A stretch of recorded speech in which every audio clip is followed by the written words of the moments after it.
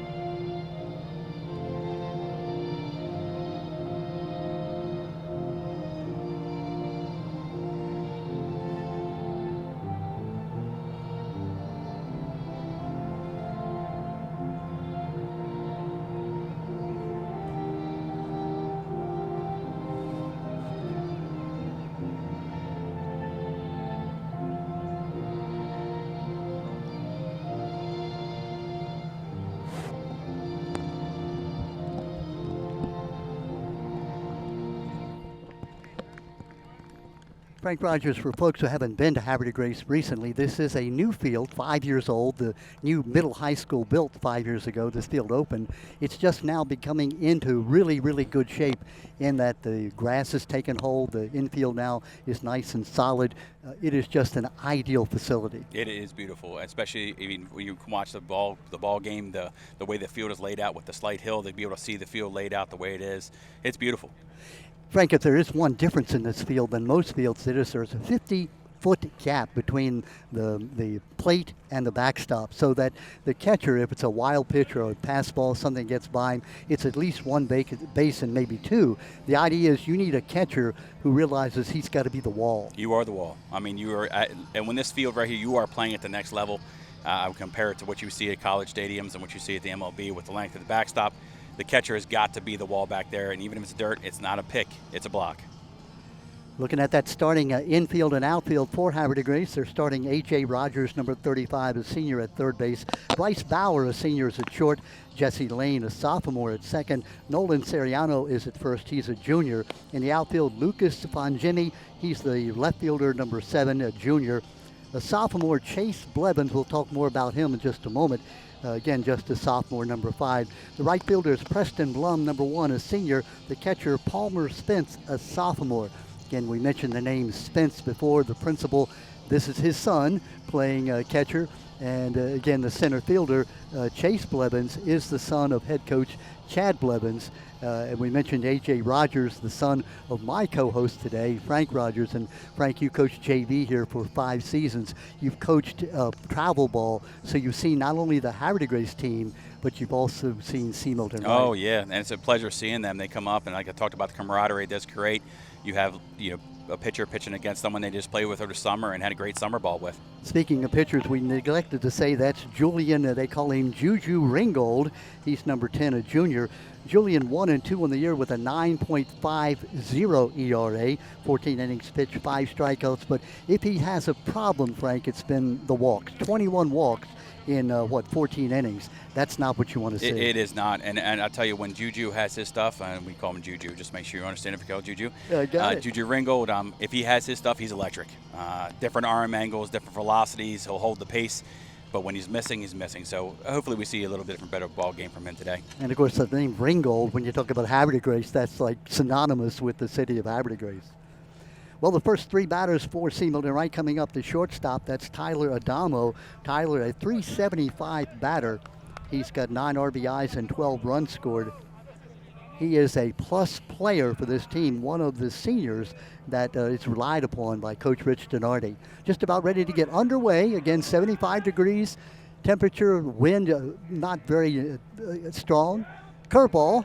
A little unusual, Frank, to start off with a curveball, especially with a pitcher having control difficulty. I think, again, knowing each other just a little bit, I think he knows there's a fastball. Adamo's usually a fastball hitter, so it's trying to work around the count.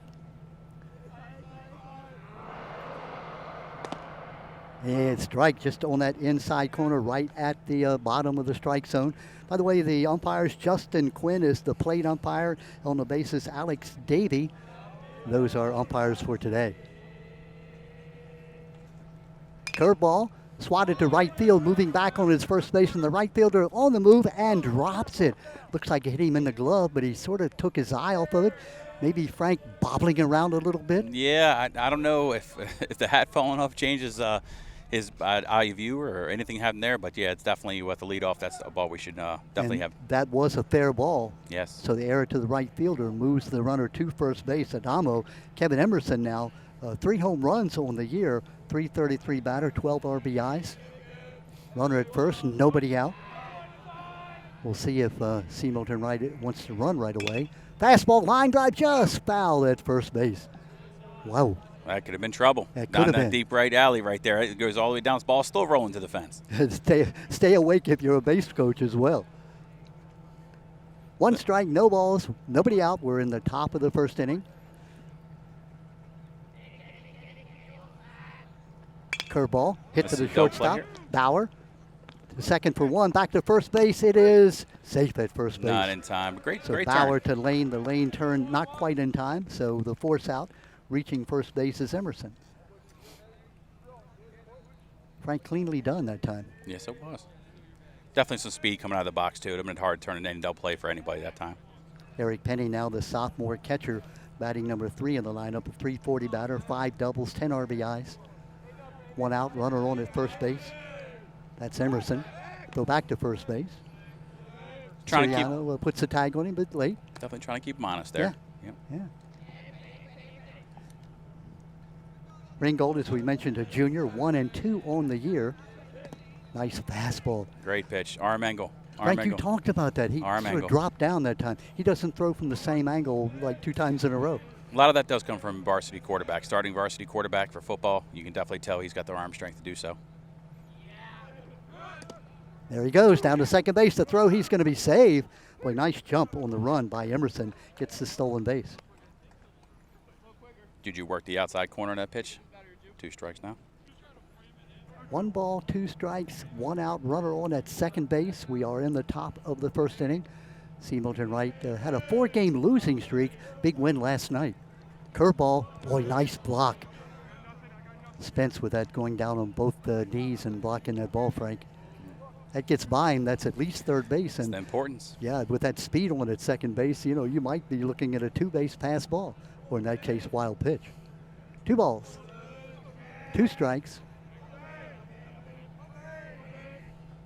Foul ball.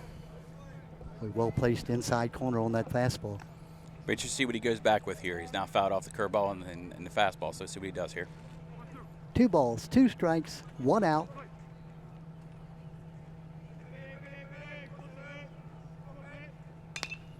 Little pop-up, right field, tough play. Coming in is Blum. Blum makes the catch this time, tagging at second, going to third base, and sliding on that head-first slide ahead of the throw is Emerson. Good play by Blum that time.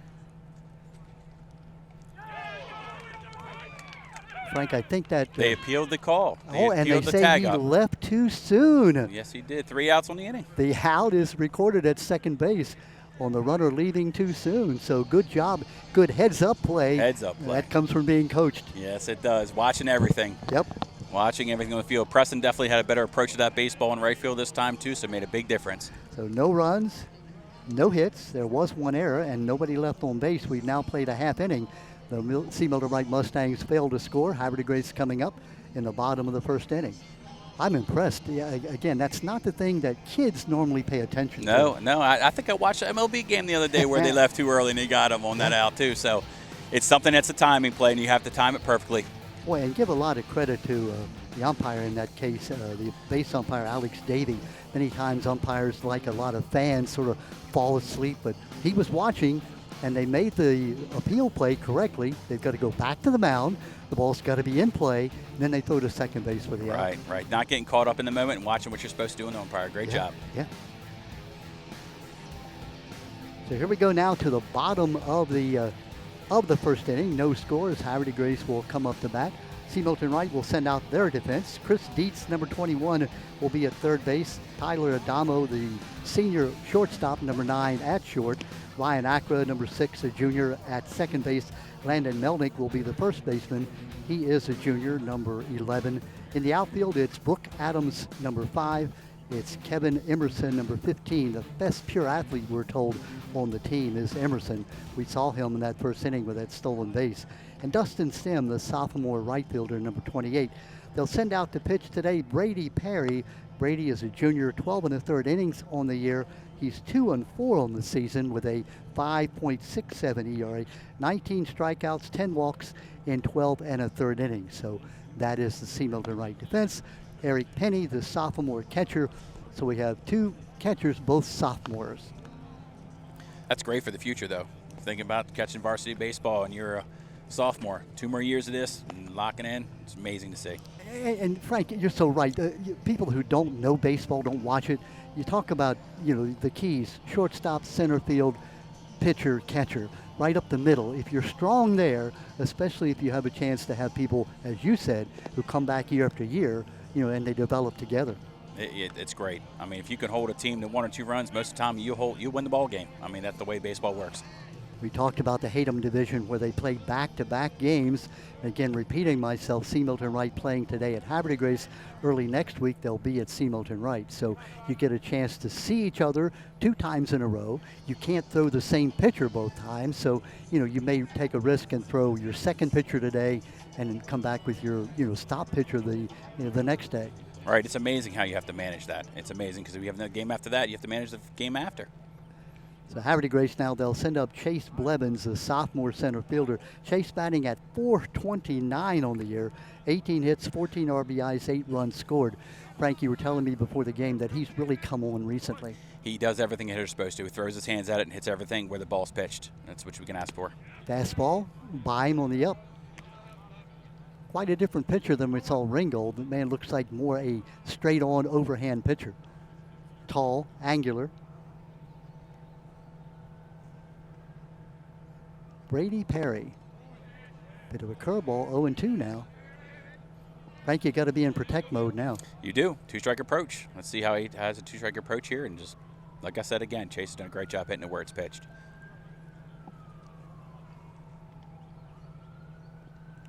Spiked that. I believe the catcher barehanded that ball. No problem. Barehanded that ball. See, if you're a pitcher, you don't want your catcher barehanding a ball. That was my fastball. Don't be barehanding my fastball. At least act like it hurt a little bit. 1 ball, 2 strikes. Leadoff batter for Havre de Grace. Again, he buried it again. This could be a situation trying to do a little too much. You're up 2 strikes. See what the batter could do with something over the plate. And Frank, we talk about competitive pitches. You throw a pitch like that, the batter doesn't even think he knows. He can spit on it. So you got to be close enough to make the batter tempted. Just miss out the zone just enough to give him the thought. 2 balls, 2 strikes. Line drive, left field, moving on. It is a left fielder coming and diving and making the catch. Great play by Brooks Adams. Brooks Adams, the senior, coming in and diving headlong and making the catch. Brooks headed for the U.S. Navy next year. That's a highlight for him. Great highlight. So put a star beside that one. Line drive out to left field, 1 out. Bringing up Nolan Soriano. Nolan 7 RBIs on the year. Nolan is a junior first baseman. Ooh. Nice breaking pitch right there. Definitely had some tail movement on that. Yeah, it looked like he was sitting on fastball. Got the breaking pitch. So just a fun fact, Nolan's nickname is Panda. Panda. That's and he likes that, huh? He does. That's his nickname. Has been called since he was young. Okay.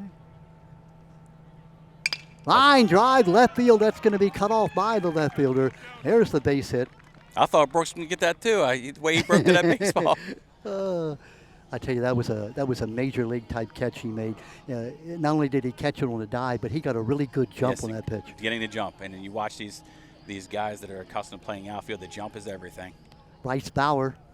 The name Bauer sounds familiar. Jason Bauer, one of the great people here around, and his dad, Mike Bowers, who was the basketball coach many years at Joppatown, who won state titles back in 91, 92. Yes, great family. Jason Bauer with the football coaching he does for offensive line for Havre de Grace's football program. Definitely a two-sport coach.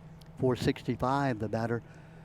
Bauer, the number 3 hitter, the shortstop, one of the bulwarks of this team. All outside.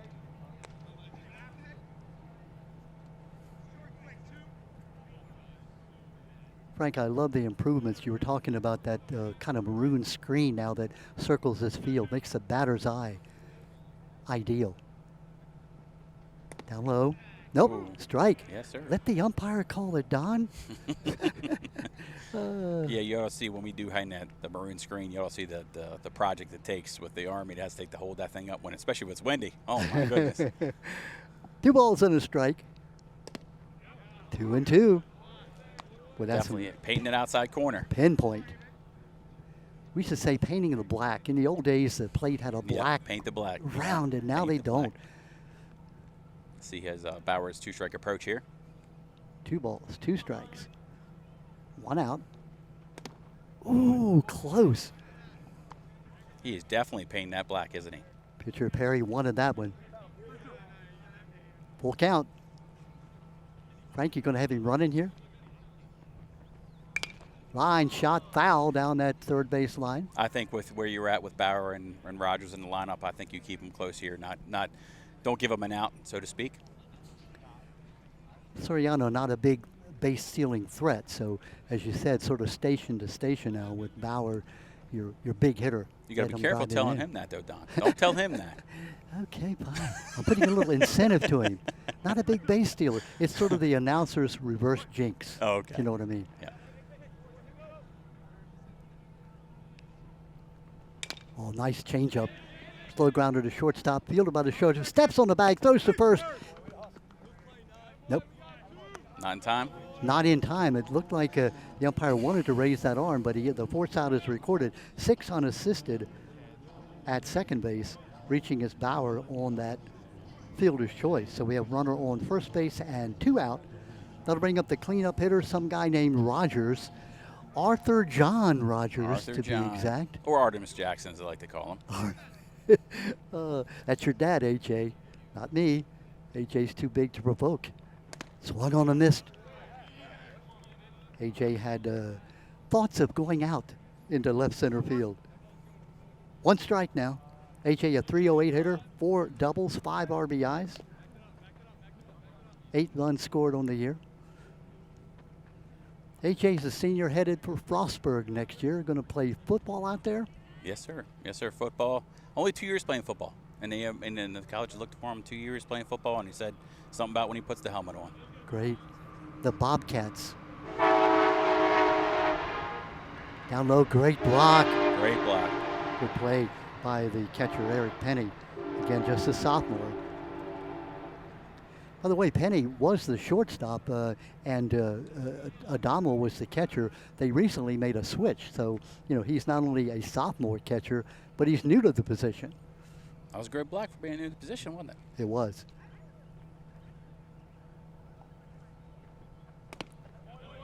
Ball missed just high.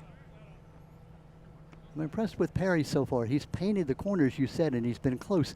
Even the pitches he's missed on have been close more recently. 2 out, runner at first base. Bottom of the first inning, no score as you see. On that outside corner. Going back at the 2-strike approach here, see how the batter handles the 2-strike approach. Pitcher has a pitch to spare here, being 2-2 count. What are you going to throw? Are you going to throw a curveball here, maybe a changeup? I mean, he's yet to foul anything off his fastball yet, so it's 2 straight swing throughs. There's the curveball. There was he try to work it out. Yep. Full count. Now that should set Bauer free here on the 3-2 count. We'll be running on the pitch. Let's see if he challenges him. 3 balls, 2 strikes, 2 out. Runner on at first base. A.J. Rogers, the batter, looking for something he can drive. Here he goes. Down low and outside. Ball 4. What a great at-bat by Rogers. He was down on the count. He worked it and got the walk. There's something to be said about when you're a great 2-strike hitter. I mean, you take everything away, the batting averages. When you're a great 2-strike hitter and you can extend an at-bat for 7-8 pitches, it makes a big difference in a game, especially not for that inning, but the grand scheme, 5-6 inning, big difference when you have to take the starter out and go to your bullpen. Yeah. Lucas Fangemi now, the left fielder, batter 280 on the season. Fangemi is a junior, runners first and second. Curveball, shot to shortstop, fielded neatly. The throw all the way to first base, and the out is recorded. That from Adamo over to the first base and Melnick, and so the out is recorded on 6-3. No runs. There was 1 hit, no errors, and 2 runners were left on base. We played 1 full with the score at 0-0. Impressed, Frank, by both teams, the poise that they showed, and both pitchers really hung in there. I tell you, I mean, that play that Brooks made, the first batter of the game for Grace, and diving to make that play. I mean, you're talking bases loaded in that situation now with only 1 out. Absolutely, yeah. Yeah, Brooks Adams, who we're talking about. Young man named Brooks. I venture to say that he had either grandparents or parents who liked Brooks Robinson. In this area, how many people do you know named Brooks? That's a great name to be named after, it is. I'll tell you. The late, great Brooks Robinson passed away, 2 years ago now? He was not only a great infielder, third baseman for the Orioles, but just a great person who cared about the fans, never got too big for himself, always very humble. Just play the game. Yep. Play the game like Eddie Murray always did. Just play the game. Yep. Difference was Eddie was a little bit of stoic. You know, he didn't really warm up to the fans. He wasn't nasty, but Brooks went out of his way He did. to be, Yes, you know, friendly. We were at Memorial Stadium one day years and years ago, and Brooks was getting ready to leave for out of town. And some fans said, "Oh, Brooks, could we get a picture?" He gets out of the car, stands up, and they're taking pictures. His wife is in the car. She's saying, "Come on, honey, we need to go." And he's saying, "Anybody else want to take a picture?" And, you know, to the point of Brooks's autograph, guess how much it's worth today? Nothing. Because he signed everything. So many. He signed everything. You know, Ripken was signing for a while there too. I was interested to see what his signatures were. Ripken's signature very similar. If you remember 1995, the year after the strike, Cal came out and he would sign autographs for an hour and a half, 2 hours after the game. You know, he is, people say, the savior of baseball in that he was pursuing that 21-30, mark at the same time. Back now for the top of the second inning, the number 4 hitter, Chris Dietz, batting here for C. Milton Wright. Remember, the last Dietz was up, or getting ready to get up, when the runner at third base was called out for leaving too soon. Haven't seen that play for a while. I think in the 4 years I actually coached JV, I don't think we had it one time. Nice pitch on the corner, right at the knees. 1 ball, 1 strike. It's a hard pitch to hit right there, outside corner. You could pitch it there. You could be in the bigs every time. Curveball, line shot. Took just enough off of it to get him out front. You know, and sometimes when you have a fastball like that, you always want to do that because you speed the batter up, right? So you basically so it's interesting to see if Juju even goes back to that curveball now, because it definitely, you can see Dietz was on that ball. It wasn't a good curveball in that it was hung, but the speed had the batter Dietz off his stride. 1 ball, 2 strikes. Top of the second inning. There's the curveball. Good spot, not a bad spot for that. You know, definitely some pitches to spare on that. We talked about competitive pitches. That was a strike out of his hand, a ball late, so a good take by Dietz. And Dietz thought about it. He definitely thought about it. Dietz with 3 doubles on the year. Sidearm. Ooh. Right back at it. Oh, you're flinch. You did not flinch at all. Either your reflexes are gone or you knew a screen was there. I knew it was about a foot above my head. Regardless if it did anything, it would have missed me. Frank Rogers, it would have missed me. That's all the years of pitching to these kids. Spiked out to first base and the catch is made right off the end of the bat. Not a bad two-strike hitting there. Kind of threw his hands out there. A little more power would have probably sent it over his the first baseman's head, but definitely not a bad piece of hitting for 2 strikes. Well, give Ringgold a lot of credit. That change of speeds got him off stride just enough. He wasn't able to get the fat part of the bat on it. That'll bring up our number 6 hitter, Ryan Acra. Ryan, the second baseman, batting at .364 on the year. Just missed a little high, it looked like, on that breaking ball. Ryan, a junior, one of the returning players for C. Milton Wright. There's that sidearm fastball. So Ringgold was the football quarterback, the starting quarterback? Yes, starting quarterback. All season, last 2 seasons he did, 2 years ago he definitely played a little bit 50-50 as far as starting quarterback. Ground ball shortstop, moving on it. Good pickup in the third or first base for the out. Bryce Bauer on the pickup to Nolan Soriano, 6-3. And I like how Bauer fielded that ball. He knew he had time. He was in no hurry. He made the nice pickup and the good throw to first base. Yeah, that's the express here in Havre Grace. Just to keep you awake, right? It's like the speed bumps on the road or the rumble strips. We have the train. One of the great features here of the railroad city of Havre Grace. Landon Melnick now. Curveball, pop-up foul, and out of play. Back toward our truck.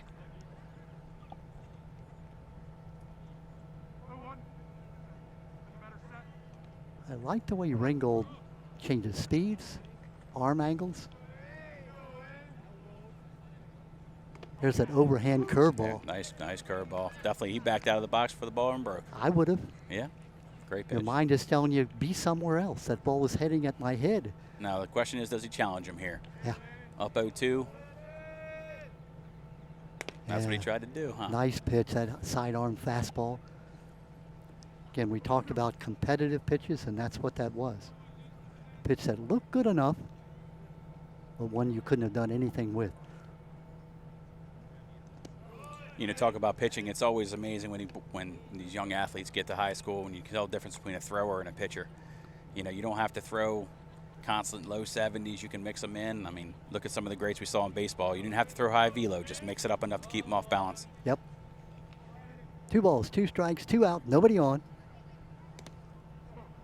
Just off the corner. Full count.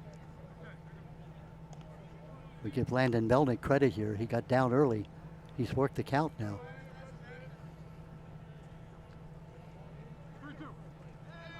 Three balls, 2 strikes, 2 out, nobody on. Top of the second inning.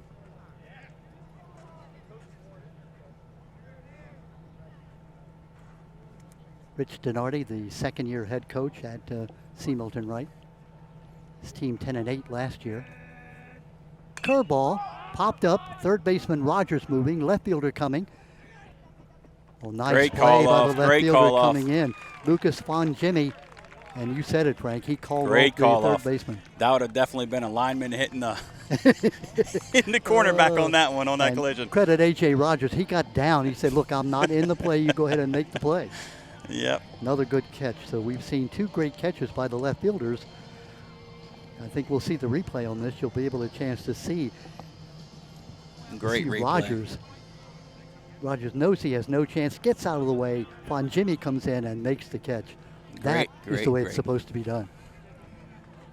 You're an infielder, you go for the ball, and you go for the ball until you hear somebody call you off. You know, we always teach them to try and call the ball at the apex, apex of the fly, right? But sometimes it's just not that easy. Yep. Depending on wind speed, angle, everything you can count in. We try to call it the apex, but not always guarantee we can do it that way. And talking about the wind, it has picked up just a little bit here as the sun is beginning to go down. So that wind was giving both Rogers and Von Jimmy a bit of problem. We played an inning and a half. We have no score, and already we've seen, Frank, a game's worth of good plays by both teams. Great defense for both sides. I mean, you take away that first inning error, and other than that, it's been solid lockout defense for both sides. And we talked about these teams that are middle of the pack in terms of their record, but teams that are young and developing. You know, looking at seeing the teams that we've seen so far this year and watching these ball games, you're 1-2 innings away from separating a lot of these ball games. They are very equal cups as the up-back division. Couple sprinkled 5 or 6 definite ace arms with mixed in these programs, and other than that, it's definitely a close game. It's interesting to see playoffs when we get there, how it's going to look. Boy, very good point. You get to the playoffs, that's all you need to do is get there. That's it. And seeding helps if you can get yourself a high seed. Here's Juju Ringgold, the pitcher for Havre Grace, leading off in the bottom of the first inning. Bottom of the second, I should say. Down low. And you talk about some of the playoffs, Don. When you get to the playoffs, sometimes those seeds, they're kind of deceiving because you look at the division some of these teams play in, a 5-9 record might be better than a 10-2 record, depending on the division. And depending on how you're peaking, whether your young players have come on, whether maybe you've got an injury or two. So what you are at the beginning of the year is not always what you are at the end of the year. 2 balls, no strikes, and now it's a big situation here for pitcher Perry.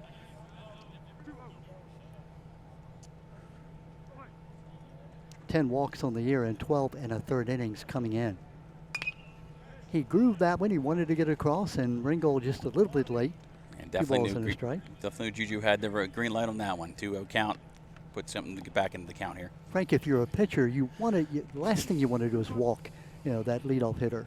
Even a home run, at least you don't have somebody on base. Yeah, no free passes. That's always what we try and preach.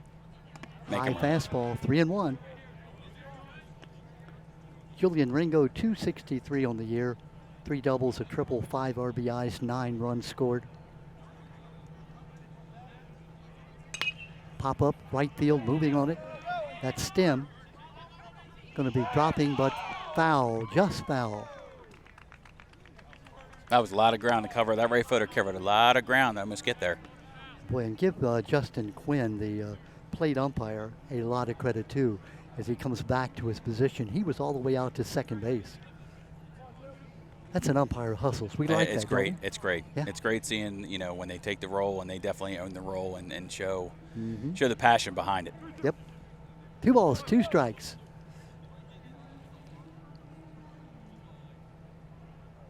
Fastball swung on and missed. Might have been tipped foul. Yeah, climbed the ladder a little that one. You just couldn't catch up to it. First strikeout of the game for either pitcher. That'll bring up Preston Blum, the right fielder. Preston, a senior, 225 hitter, 2 doubles, and 8 RBIs on the year. Nobody on, 1 out. Bottom of the 2nd inning. Line shot into left field. That's going to down. Good job coming over and cutting it off. The left field play, Brooks Adams making that cut off on the single. Definitely put some speed on the bases. Looks like Blum coming out of that box. Definitely have some speed. Now add speed to the bases. That ball was hit too. Right on a line. That'll bring up number 9, Palmer Spence. Palmer, the catcher, sophomore. We mentioned his dad, the principal. How'd you like to be a kid in a school where your dad was the principal? I tell you, it was funny. It was funny when coming up when he started playing, because one other kid for the travel program was one of those where he was going to go type deals, because he's a North Hartford boy. He lives in that North Hartford type area, but of course applying for one of those great academic programs. Ground ball third. Throw to second, 1. Throw back to first. It's going to be a double play. Turn from third baseman Dietz to second baseman Acra to first baseman Melnick. 5-4-3. It's a double play, and that's the end of the inning, just like that. 2 innings of defense. 2 innings of defense. That is for sure. Boy, give a lot of credit to third baseman Dietz. He fielded the ball, but then gave a perfect throw to Acra, and what a nice turn by Acra at second base. Yeah, you can't understate that. I mean, 1 is definitely a must in that situation. At least getting the force out at second base is perfect. Rich Donardi, the C. Milton Wright coach, said, put that on the highlight reel, and we just did. We're going to see the replay on it. Watch how Dietz fields the ball. Boy, nice turn. Clean throw on the inside of the bag to lead the second baseman through second and on the first. Great job. I mean, we've talked about plays that, you know, and I'm not trying to be hyperbole here, but you're not going to see a better double play turn than that. Perfectly done. Yep. Second baseman can field it definitely on that side of the bag they need to. Definitely good transition. And in no hurry, because they realized the ball was hit hard enough. A 2-hopper, if we just make the play, we've got the double play. But it takes a perfect catch, a perfect throw, perfect catch at second base, the turn, and the throw to first base. So well done. Frank, we've seen a great play by the left fielder. We've seen now that great double play. So we've just seen it all here in 2 innings, and we've got at least 5 more innings to go. And you know the guys in the truck, you know what they root for? Extra innings. Do they? They do. Do they? Because it's overtime for them, and they don't get, oh, okay. yeah, they don't get paid overtime. It makes sense. But they get to stay longer. Yes, it does. That makes sense. Now I get it. I understand. I think they just cut my mic off. Well, they're going to buy us dinner then if they they should be, right? With the overtime they're getting, they should buy us dinner. No. I always say we need to go overtime. This game has been so good, and I hear in my ear, no. I'll tell you, with defense like that, though, it definitely puts pressure. The way baseball is supposed to be played, you're going to have to earn it. It's nothing's going to be given to you. You're going to have to put good swings on the ball and definitely earn it. Yep. We talked about the weather. It is, again, a perfect day, but it is getting a little bit cooler here as the sun is going down, and as I said, the wind picking up just a little bit. It's supposed to have some rain here tonight. We go now to the top of the 3rd inning. It's the bottom 3 in the order for C. Milton Wright. Dustin Stem, the sophomore right fielder, leading off.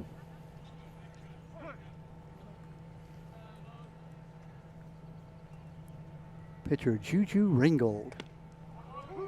Strike on the inside corner. A little bit of a slider. Yeah, inside corner, definitely painted it. Yep.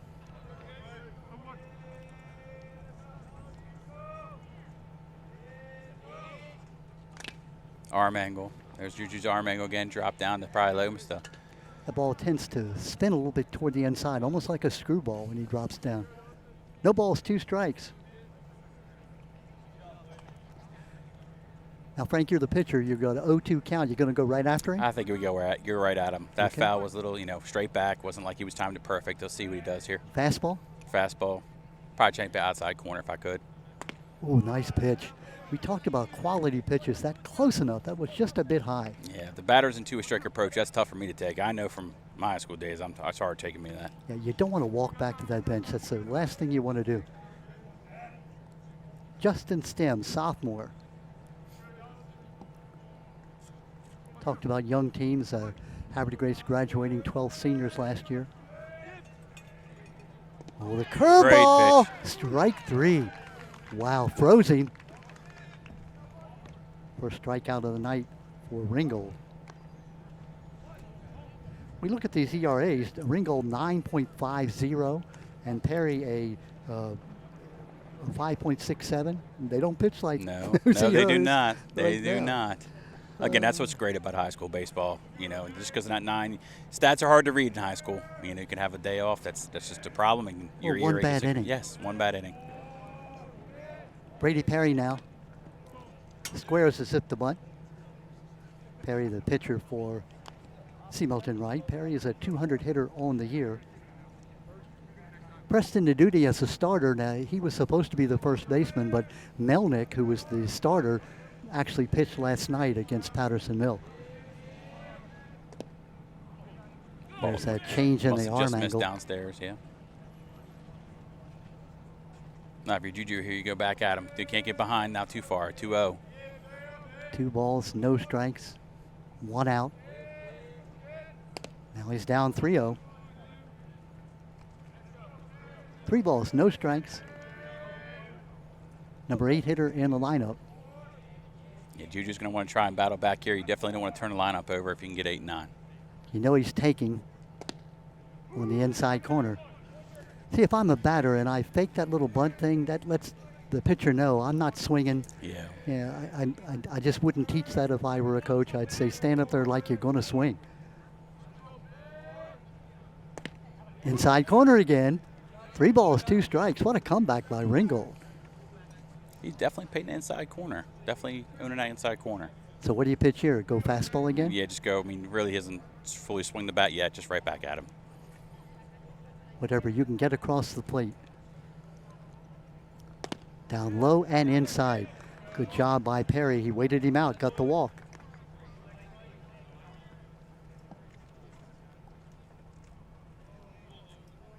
Bring up number 9 hitter. He's the DH, Austin Jordan. Jordan, a 200 hitter.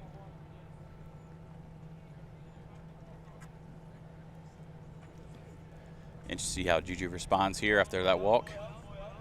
We'll see if Perry, there's a courtesy runner in for Perry. We'll get that number for you here in just a minute. Caught by the shortstop. Throw, wide throw.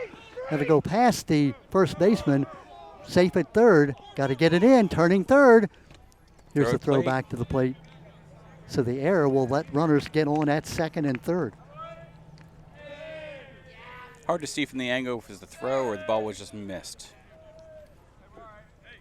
Yeah, exactly. It is hard to figure what happened. It looked like shortstop Bauer was a little bit off stride. He made that throw, kind of flipped it, went right by the second baseman.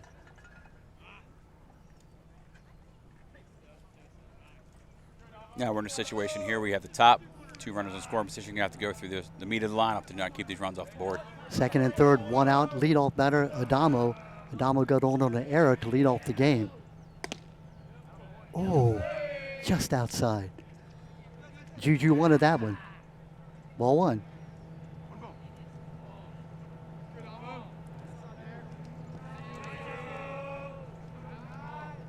Down low, and it gets away from the catcher. Here comes the runner, and he's going to be able to get in without a throw.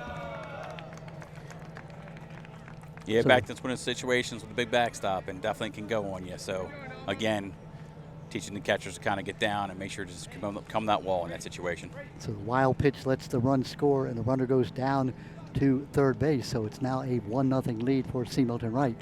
What had been an airtight defensive game so far has turned a little sideways here for Havre Grace. Oh, just outside. You can see from Ringgold's expression, put both hands on his head, said, where was that? 3 balls, no strikes on the leadoff hitter.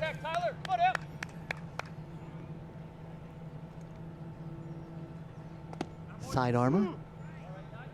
gets the strike call. 3-1. We mentioned Adamo, one of the leading hitters in the county, 375. 2 triples, 2 doubles, 9 RBIs, 12 runs scored. Oh, nice block. Ball 4 though. Runners now at first and third. Second walk of the inning for Ringgold. I'd imagine Havre probably pull the corners inside here, try and cut that run off a little bit. Double play gets them out of the inning. Rogers coming in on the skin of the infield at third. Soriano, the same thing, holding with the runner at first base. Now, looks like we're calling timeout here. Chad Blevins making that slow walk to the mound to talk to his pitcher. All right, Frank, I'm going to put you in the position of Coach Blevins. What are you saying here? I think it's more of a defensive talk here, making sure we have a full understanding, giving Juju a breather. Sometimes a breather for a pitcher goes a long way. Talk about your defensive schemes, make sure we understand what we're doing to the ball, what our focus is here. If it's hit too sharp to the corners, are we coming home, check the runner. Kind of a reset for everybody as long as giving Juju a breather. It's definitely a good stop in the game to slow everything down. 2 errors like you talked about, pass ball, and then the error at second, of course, just to slow the game down again, reset. 1-run ball game is nothing, right? So we don't want the inning to get away from us. It's kind of like take a breather, let's go.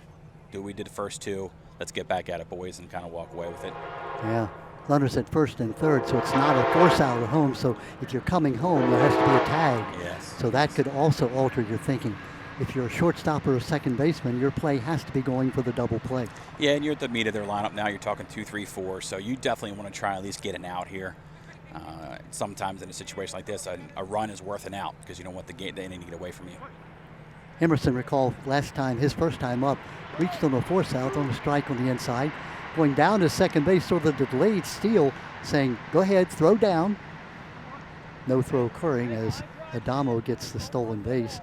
Or, I guess, defensive indifference, huh? Yeah, defensive indifference. I'm going to give him a stolen base. Second and third, 1 out. Line shot and through into right field. 1 run will score. Off the right fielder. Here comes that second run. He'll score and down to second base without a throw on the single and the error to the right fielder. So it's a 2-run RBI single with an error. What a nice hit by Emerson. Scoring is Jordan from third base, and from second base Adamo.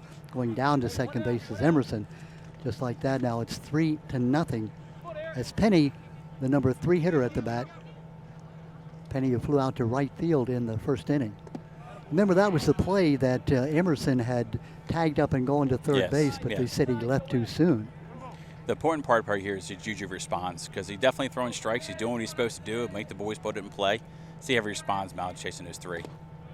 Down low, 2 balls, no strikes. Frank, you said it so well. This is where the game could get away from you here. 3 runs, that's a lot of runs, but it's not like death. You've got 4 innings to go. But if you let them get more crooked number going here, you could be out of the game early.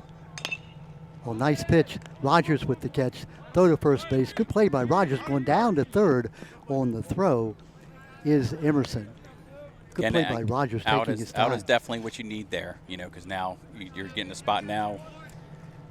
Controls the inning just a little more. It gives Juju a little bit of side because now he has 2 outs. He can go back to work. A strikeout here, chasing 3. Like we talked about in high school baseball, 3 runs is nothing. What is AJ, about 6'3"? Yes, sir. He needed about that 6'3". He did every bit of that. 2 out now. Dietz the batter. Line shot into left center field. Moving on it. It's going to fall for the base hit. And the 4th run will score on the single by Dietz. RBI. Scoring from third is Emerson. Remember, Emerson had gone to third on that ground out. That play at the plate could have been a lot closer, but scoring from third where he was, an easy play. Yes, sir. 4 runs now for C. Milton Wright here in the top of the 3rd inning. That'll bring up Ryan Acra, I'm sorry. Sorry, Ryan. Curveball. Great curveball. Good pitch. Ryan, who grounded out to the shortstop, his only other time up. Ryan, a .364 hitter. Dietz on at first base, 2 out. Line drive, right field, base hit. Fielded cleanly. Great piece of hitting there. Pitched outside corner. He definitely hit it where it's pitched and drove it to the right side. Not trying to pull everything. Great piece of hitting. It's 3 hits in the inning along with 2 walks. That'll bring up the number 6 hitter, Landon Melnick, the number 9 hitter here coming up in this inning. Landon, you may remember, had that fly ball into left field. Great play made by the left fielder on that back in the second inning. 1 ball, no strikes, 4 runs in.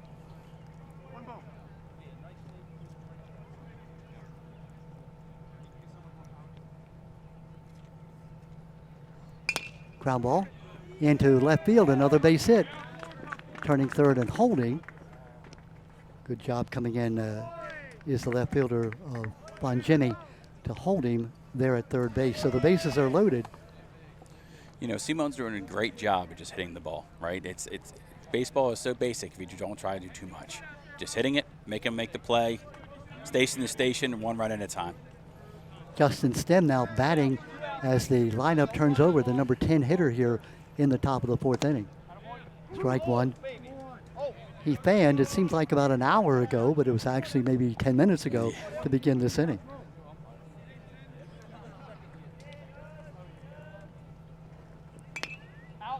Fly ball, foul off the right side. No balls and 2 strikes, and now if you're Justin Ringgold, you've got to, as you used to say, bow your neck. Yeah, this is a big pitch for Juju right here. Never understood what bow your neck is, but I think it means there's a curveball, strike 3. Big strikeout right there, keeping the ball game 4-0, bases loaded. Stem begins the inning with a strikeout and ends it with a strikeout.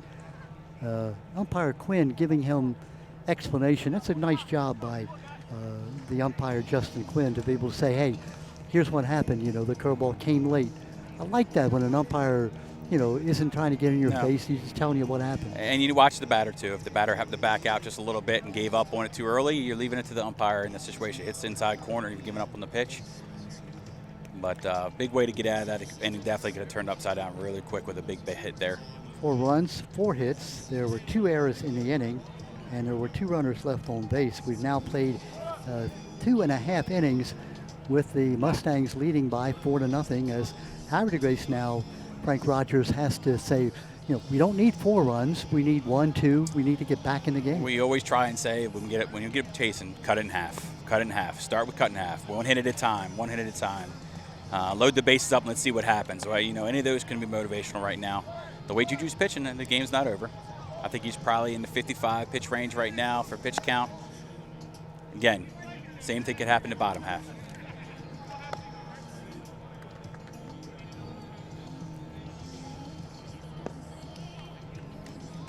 Simone Wright taking the defense now. Frank, if you're a pitcher, Brady Perry, you've been sitting on the bench, sort of become stale a little bit. You know, you only got 8 pitches max to warm up here. How do you get yourself ready to go at it? Sure, you like the 4 runs, but you don't like the fact that you've been sitting inactive for all that time. I think it comes one of those, Don, that now that I have a 4-run cushion, I get a little more exploratory, let's say that, at the plate, where I can kind of put it where I want to try and put it, and, you know, 1 run's not going to immediately change the course of a ball game, where I can kind of go right at the hitters. You don't have to place your spots as easily. The gap, if you're a high school pitcher, these boys, you know how they're built these days. Brady Perry, 2-4 on the season, a 5.67 ERA, but he has looked sharp, and the defense behind him has looked even better from the first 2 innings. Defense has definitely been the key so far. Well, that sun that was out bright here when we started the game, it's now sort of disappeared. The clouds have rolled in. The rain that's coming later this evening, looks like it's getting ready to cloud up a bit, the wind picking up just a little bit. As we say that, the sun comes back out. No, announcer jinx. It happens all the time. I will tell you, as the late game goes on, though, one of the things with this field is the sun comes out, and that center fielder, you're looking back this way, that sun is directly in your eyes. So it'll be interesting to see how that plays out later in this game today. If the sun truly does stay out for center fielders. J.C. Lane, the number 9 hitter in Havre Grace lineup, the sophomore second baseman.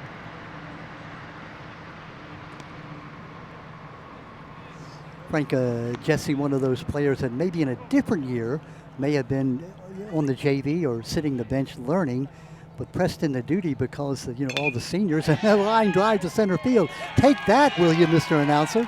Yeah. Line drive single into center field.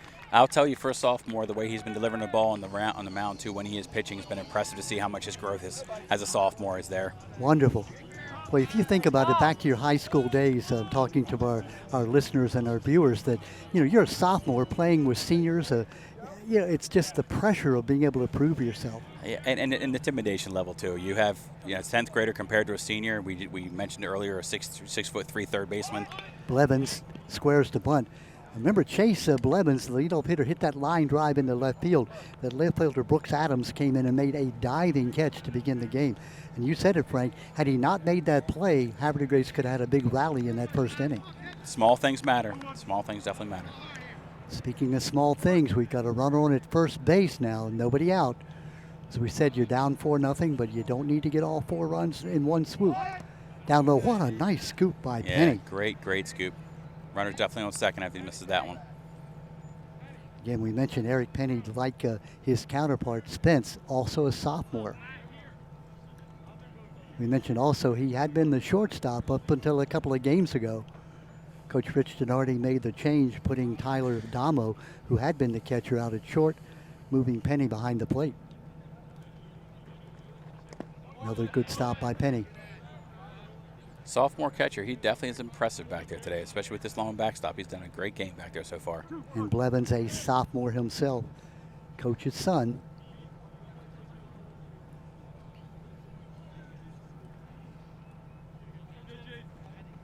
Down low. Great pullback by 5. Great pullback by Blevins. 3 balls and a strike. And now it's a danger zone for Perry. I mean, you put this man on, now you've got the second, third, and fourth batters coming up. 2 runners on and nobody out. If you're a pitcher, you're saying just make him hit the ball. But he doesn't. Outside. Blevins gives the umpire a quick look and says, I'll go on down to first base. Leadoff hitter does his job. 2 on now, nobody out. Penny tried to get a great little setup on that, didn't he? Kind of frame job. That was almost perfect. Yeah. Nolan Soriano now got on a fielder's choice back in the first inning. A shortstop unassisted at second base. Again, this team meeting now that Milton Wright's having on the mound, this is one of those, let's make sure we have our defensive schemes together, understand what we're doing with the baseball. Control the damage. I mean, the team's chasing 4. You want to make sure we at least get a couple outs here. And to correct that, Soriano got a single back in the first inning. He was forced out unassisted at second base. So he comes in at 1 for 1. 7 RBIs on the season. He'd love nothing better than to get a shot right up that left center field alley. First baseman not holding the runner. Little ground ball to shortstop, slowly hit, fielded by the shortstop, throw to first base, and the tag at first base. Really a nice play there by Adamo, coming off the bag, Melnick to make the catch and the tag. Runners do move up to second and third. Yeah, minimally a great job moving the runners on. At least you move them on now. You score in position for 3 and 4. Cut this lead in half. Nice hard base hit here. And give credit to Adamo and also to Melnick. Melnick realized that throw was a little bit offline. He came off, made the catch and the tag. Second and third, 1 out. Number 3 hitter Bryce Bauer at the bat. Bryce, the senior shortstop. Curveball to the shortstop. Fielded by the shortstop. Throw to first base for the out. He lets the run score.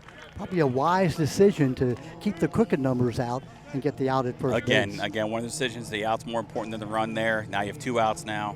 A sac fly won't do it. So again, if you think about it later in the game, you say, well, why did he come home? He had an easy play at home. No, he gets the out at first base. Let's see what A.J. Rogers can do now. Cleanup hitter. Walked last time up. Takes a strike on a changeup from Perry. Strike 1. Runner on at third base. Boy, how valuable is that to get him in? Nice curveball, 0-2. Definitely working curveballs into the big 4 hitter here. So now do you throw the fastball? Yeah, change it up. Ooh, up high. 1 ball, 2 strikes. A.J. Rogers, 308 on the year, 4 doubles, 5 RBIs, 8 runs scored. Key part of the ball game. Runner at third base is Blevins. Ground ball to shortstop. Bobbled by the shortstop, and the run will score. That thing took a quick bad hop on Adamo, getting on at first base on the error. The run will score. Having all three of those outs at the shortstop would have been incredible right then, wouldn't it? So the second run will score, and now it is a 4-2. You know, they talk about a clean inning, Frank, when you're a pitcher, that your team is just giving you 4 runs. All you got to do is come out clean and shut the team down. Shut down innings. Yep, shut down innings are big. If you're Havre Grace, though, you come out and, you know, never say die. You pick up 2 runs just like that. Von Jimmy now, down low. Good stop by Penny. Von Jimmy, who grounded out to shortstop in the first inning. 280 hitter on the year, 9 runs, double, a triple.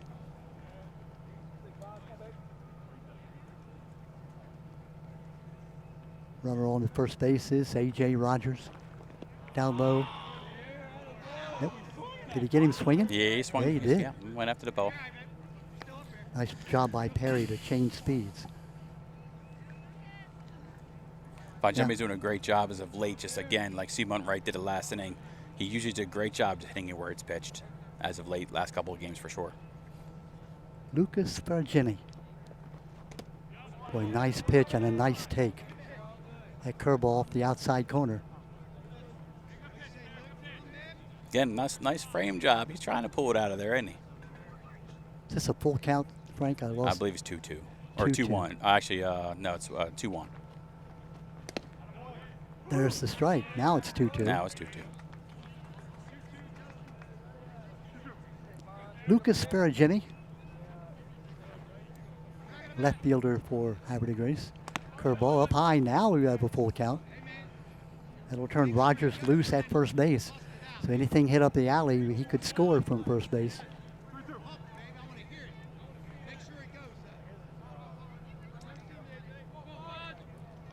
Milton Wright scored 4 in the top of the inning. Havre Grace 2 so far. He had an idea. Maybe I'll catch him leaning. He almost caught him leaning a little bit. Yeah. They got all offensive linemen running from first base. Frostburg Bobcats headed for Frostburg. Beautiful campus. Now we don't have the 2 disengagements in the high school ball. With the not yet. Not yet. Not yet. We'll see whatever the future holds for that. Yeah.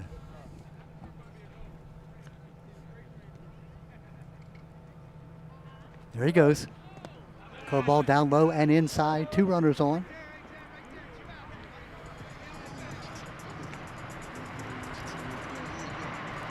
That'll bring up Juju Ringgold, the pitcher.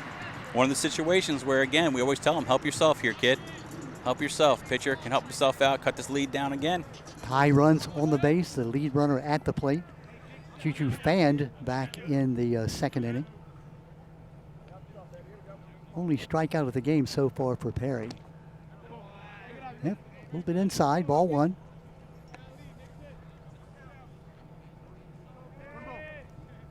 Julian Juju Ringgold, 263, 3 doubles, a triple, 5 RBIs. Boy, we'd love a triple about now.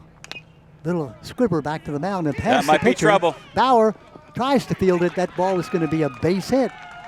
Ball got by the pitcher. Bauer coming in, tried, or Adamo, I should say, coming in, tried to making that one-hand play. Can't make it, and the hit is recorded. What's that, CNI single? Is that what we call it? That's called a line drive in the scorebook. That's all that matters, right? Tomorrow I say, look, it's a single.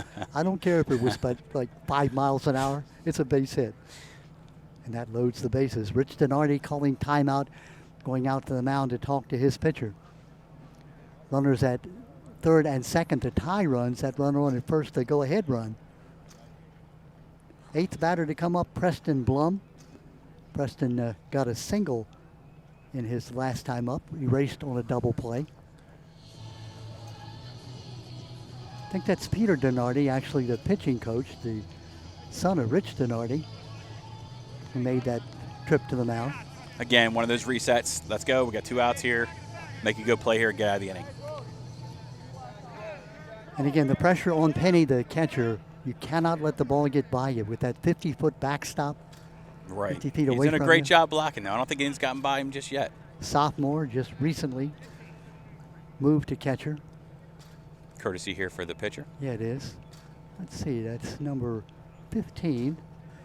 Let's see if I have my roster here. Should be Lorenzo Shavers. Lorenzo Shavers, number 15. Yep, that's who it is. I think it's maybe on the other side. Shavers, it looks like, maybe the runner. Yep. Shavers on at first base. Oh, did it hit him? Yep, hit by pitch. Hit by the pitch, and that will score the run. Elbow guards, there we go. Thank you, says Preston Blum. Hit by pitch. Oh, it looks like it hit him inside the wrist. He'll go down to first base with the RBI. You know what, Frank, it hurts a lot less when you realize it's an RBI. Yes, it does. Yes, it does. Scoring from third is Rogers. Down to third base is Fungini. Second is Ringgold's pinch courtesy runner. And at the plate, the number 9 hitter coming up, Palmer Spence, the catcher. It is a 4-3 ball game. Just like that, what had been a 4-0 lead is now a 4-3 lead for C. Milton Wright. Strike on the outside corner, perfectly thrown. Spence hit into that 5-4-3 double play last time up.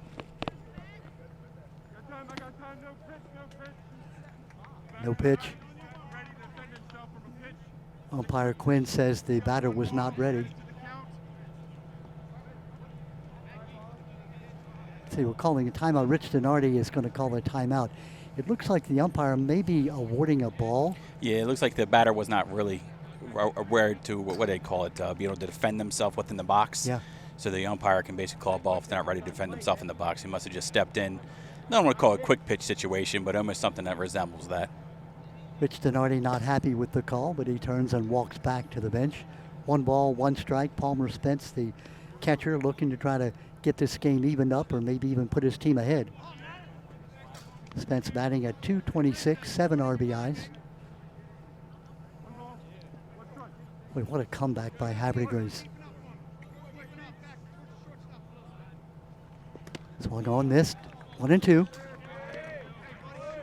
Definitely a confidence boost for Juju when he rose back to the mound. Now that your team has brought back 3 back runs, now you feel like you can do a little more. Swung on and missed. Big pitch by Perry. Final out is recorded. So C. Milton Wright will maintain a lead, but it's now 4-3 rather than 4-0. 3 runs on, let's see, 3 runs on 2 base hits. They had a hit batsman and 2 walks. And we had 1 error in the inning, so 2 runners left on.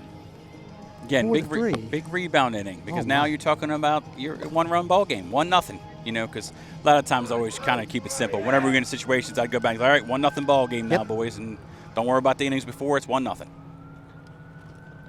I remember the old announcer, Chuck Thompson, for the Orioles. You'll remember him, Frank, from your youth. Mm-hmm. Chuck used to say, the folks are as good as the people. Not quite, but we're almost back even at 4-3.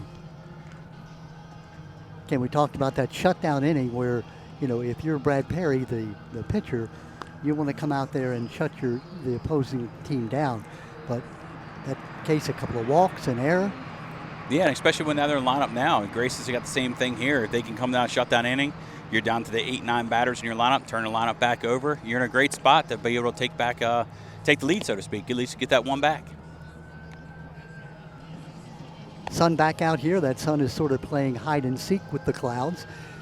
Frank, you mentioned that poses problems for the center fielder, for Havre in this case, as the sun now just about in his eyes on any kind of fly ball. It does. I mean, you talk about home field advantage, Don. This is one of those things that you practice on this field, and you talk about practicing. We're practicing right now. We're reading that fly ball, high fly, fun goes to center.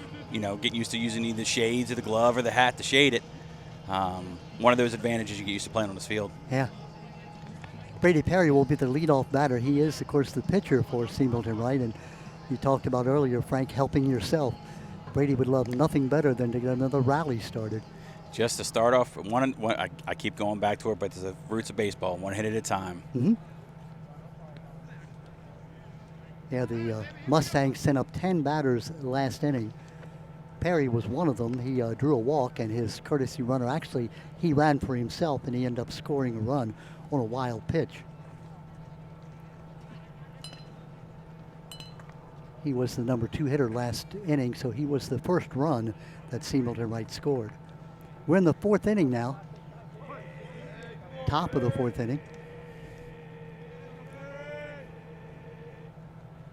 Inside on the, oh no.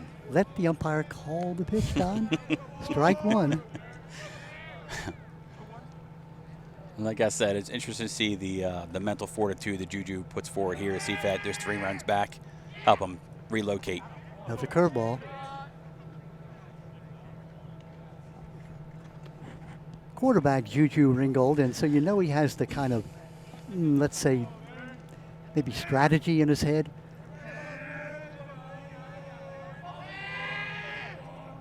Side armor. I mean, you could say anything. He called it a plate, a strike here. Yeah, I think he swung. Yeah, the Homeland player definitely called that. He had it on the inside corner, had Perry tied up. Again, that arm angle, he had been throwing that overhand curveball. He dropped down through the fastball in the inside corner. 1 ball, 2 strikes. Curveball, strike 3. I tell you, if you're not going to paint the outside corner, you paint the inside, you know, and you jam those hitters and not used to seeing inside corners. I think if you're a batter, you're going to get used to Justin Quinn likes that inside strike. Yes, he does. So that'll tell you now, from now on, anything on the inside part of the plate, you better be swinging. Now Austin Jordan now. Austin, the DH, got on an error and scored last time up. Pop back Straight and back. out of play. Look out. Oh, no. That was our truck. Well, they better get out. They better Everybody okay in the truck? Yeah, we get a thumbs up. Watch, they're going to close the door now. They will. Yep. Not a bad spot. Outside corner. Yep. Ball and a strike. Yeah, you figure our truck's about 150 feet away. It was good angle, good aim. Curveball, slow curve, and that was a different kind of a curve. You know, funny story, Don, when we were first building this shed over here to the right of this field 2 years ago, we had a concrete pad there, still wet. Guarantee where a ball went on a foul ball. Absolutely. Right in the center of it. Oh, nice fastball. Dropped down, got it on the outside corner. 2 balls and 2 strikes. Frank, we're talking about a shutdown inning. This is what Ringgold is fashioning right now. Has the 8 and 9 hitters up and wants nothing better than get right back in that dugout. There's the swing and a miss. Good job catching it, Spence, the catcher, making the throw to first base. And so the strikeout and the put out from 2 to 3. 2 up, 2 down. Definitely Juju needs it too, because you're talking he's in the 60, 65 pitch range now. Top 4, you know, Chad would love to see, Coach Blevins would love to see him go the duration if he could, the way he's delivering the baseball today. So big inning now to get some of that pitch count back would be huge for Juju. That's 4 strikeouts in a row for Juju Ringgold. Bring up the number 1 hitter, the leadoff hitter, Tyler Adamo. There's the curveball. Tyler got on an error back in the first inning, walked and scored in the third. For a leadoff batter, he has a great eye. I mean, he's super patient at the plate. He is looking for something to drive. He will not swing out of the zone, it seems. Down low. 2 balls, no strikes. A .375 hitter, 2 doubles, 2 triples, 9 RBIs, and 12 runs scored for Tyler Adamo. Fastball down low. 3-0. If you're Juju Ringgold now, you want to come back here. You don't want to put this leadoff man on base, even though there's 2 outs. Definitely challenge him. You don't want to go to the 2-3-4. Make him hit the ball. Strike on the outside corner. See, as a hitter, when we were 3-0, you know, sometimes you get those guys, you give green lights because you know it's going to be right down the center. Surprise a hitter like Tyler, they didn't give it to the green 3-0. I bet he's going to be swinging here. Line drive, center field, moving. Center fielder can't get it by the center fielder. Turning first and going for second. He'll hold up right there on the double past center fielder Chase Blevins. Looked like Chase had the angle on it, but the ball just kept fading and fading. Just kept carrying. You talked about the ball carries well here at C. Milton, Wright? I mean, at Havre, excuse me. So the double is center field. If I'm Juju, I'm still happy. I didn't walk him. I didn't put him on base free. I made him get on base. You got to remember that you do your job. The hitter still got to do theirs. He could have had a bad swing and popped the ball up, so the hitter did his part and hit a double. Emerson with a single last time up and scored. Gets a strike right at the knees. Got on a force out back in the first inning. Recall he was a young man called out for leaving too soon on a fly ball to right field. Nice curveball. Great spot on that location there. Let's see what he does here. I'd imagine 10 swells up here and tries to put a fastball by him. That's your pitch? That's my pitch, outside corner fastball. Or raise it, climb the ladder a little bit, try and go chest high and see if he can hold off. Make it look like a strike, maybe out of the zone a bit. Curveball. Boy, great job by batter Emerson to be able to spoil that pitch. You could tell he was off balance. Just great two-strike approach, though. Fouled off till they get something to drive. Emerson has 3 home runs on the year, a .333 batter, 12 RBIs, 14 runs scored. He and Adamo, you talk about senior leadership, batting 1 and 2 in the order.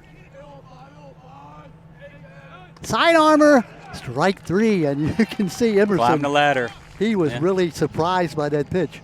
Dropped down and threw the fastball.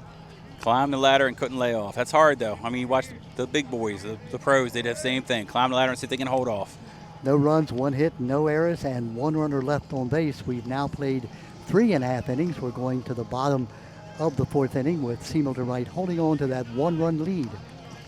We talked about shutout innings, Frank Rogers. That's exactly what Juju Ringgold got.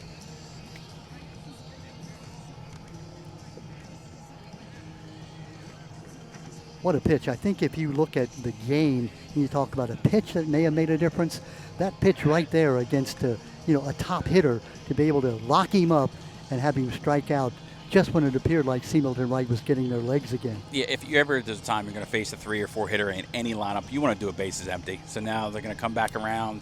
You're going to have a 3-hitter bases empty. Even if he finds a ball and hits a ball and gets a hold of one, you're talking 1 run instead of possible 3. So great job by Juju to come back and fire it.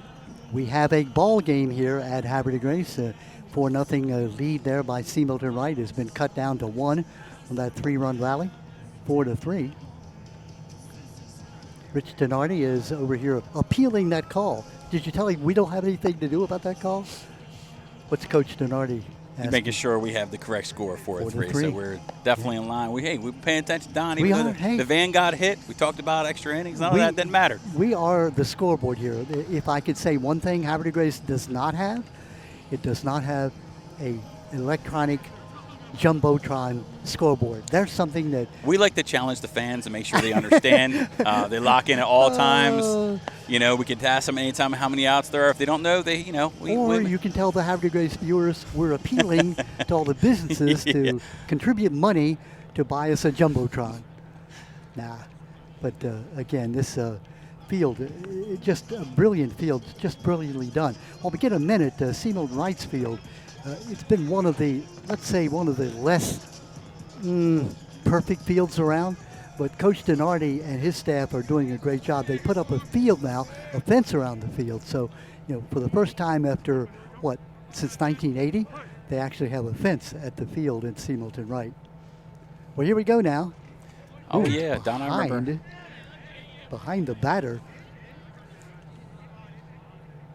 I remember back when I, played in, early 2000s, Joppatown, C. Milton Wright was run, rabbit, run in left field. You hit the ball and you keep running as far as you can. That's what it was. Jesse Lane, the young sophomore second baseman who got a base hit last time up to lead off the inning, sparked that big rally, that 3-run rally. This is a big spot here because you have the leadoff batter here, been a 9-hitter. You do not want to let him more and turn this lineup over, especially when they're chasing one. 9 batters came up in that bottom of the 3rd inning pop-up. Moving on to this first baseman, Melnick. Melnick calling and will make the catch.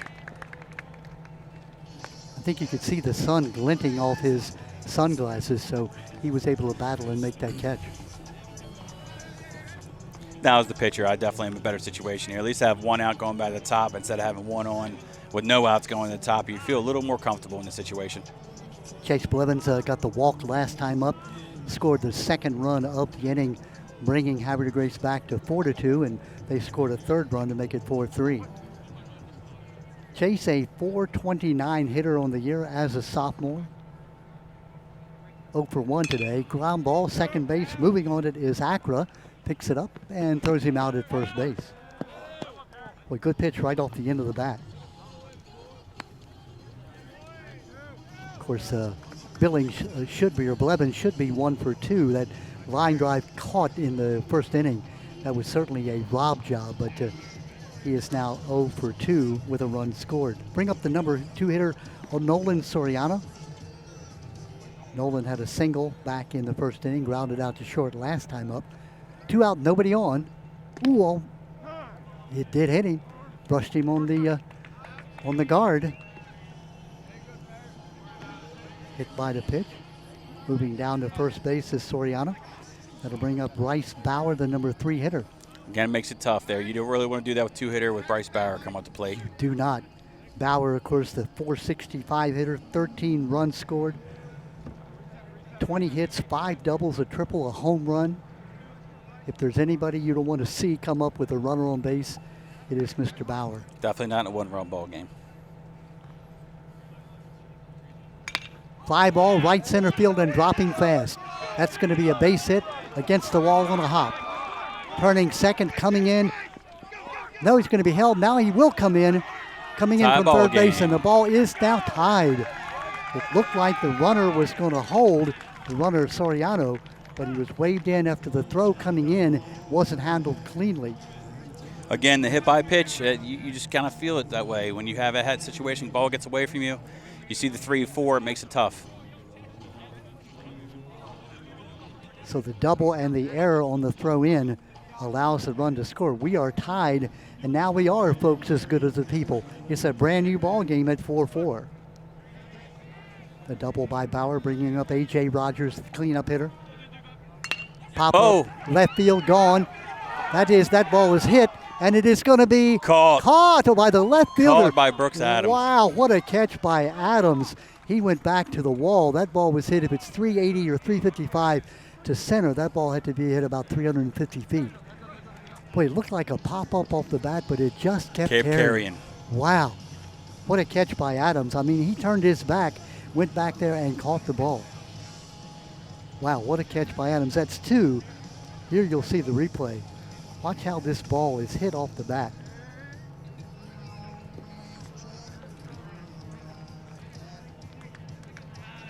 Boy, Adams tracking it all the way and making the catch. Maybe, 2 steps from the wall? That could, we could look back at that, that could have been a play of the game right there. You're talking at least another run scores. Grace up by 1. That's a big play by Brooks. Second play of this game, he's had a play. Remember the first play of the game where he caught Chase Blevins a line drive in the left field, and now he goes back and makes that catch. Brooks Adams, a junior, headed for the U.S. Navy next year. He's got a couple of highlights to bring him to the Navy. So 1 run. There was 1 base hit, 1 error, and 1 runner left on base. We are tied after 4 innings at 4-4. It's a 3-inning game now here, Don. 3-inning game. Nothing ball game. Right back where we started about an hour and maybe 15 minutes ago.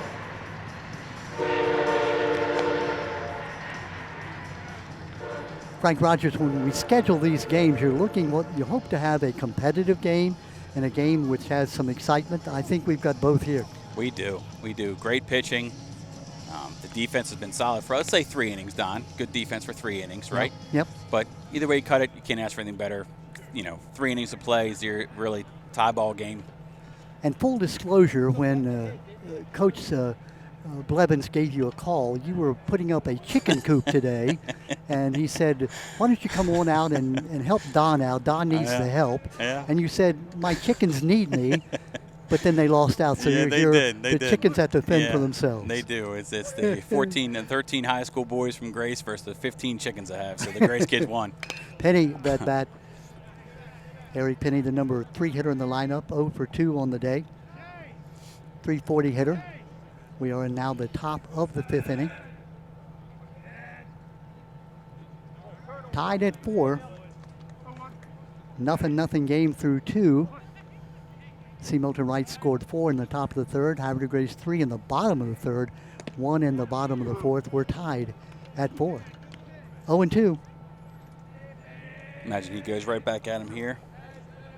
Juju Ringgold gone all the way. Curveball. Beat into the ground. Rogers, long throw to first base. Unable to make the play at first base, and the runner is safe. Looked like the ball may have been there on time, but a bit low. Unable to make the play at first base. So we have a runner on safely at first base.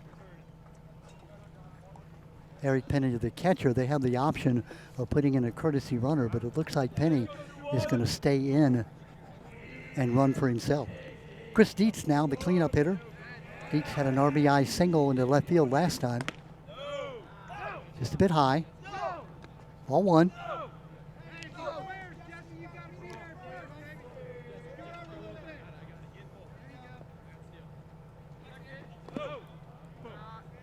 Down low, 2 balls and no strikes. Good block by Palmer there, Palmer Spence.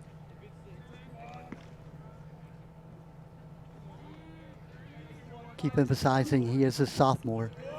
All the pressure, there he goes.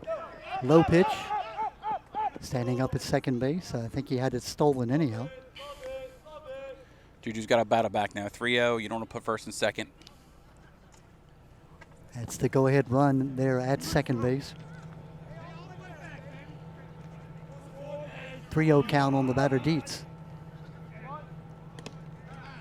That's kind of a get-me-over fastball. 3 balls and a strike.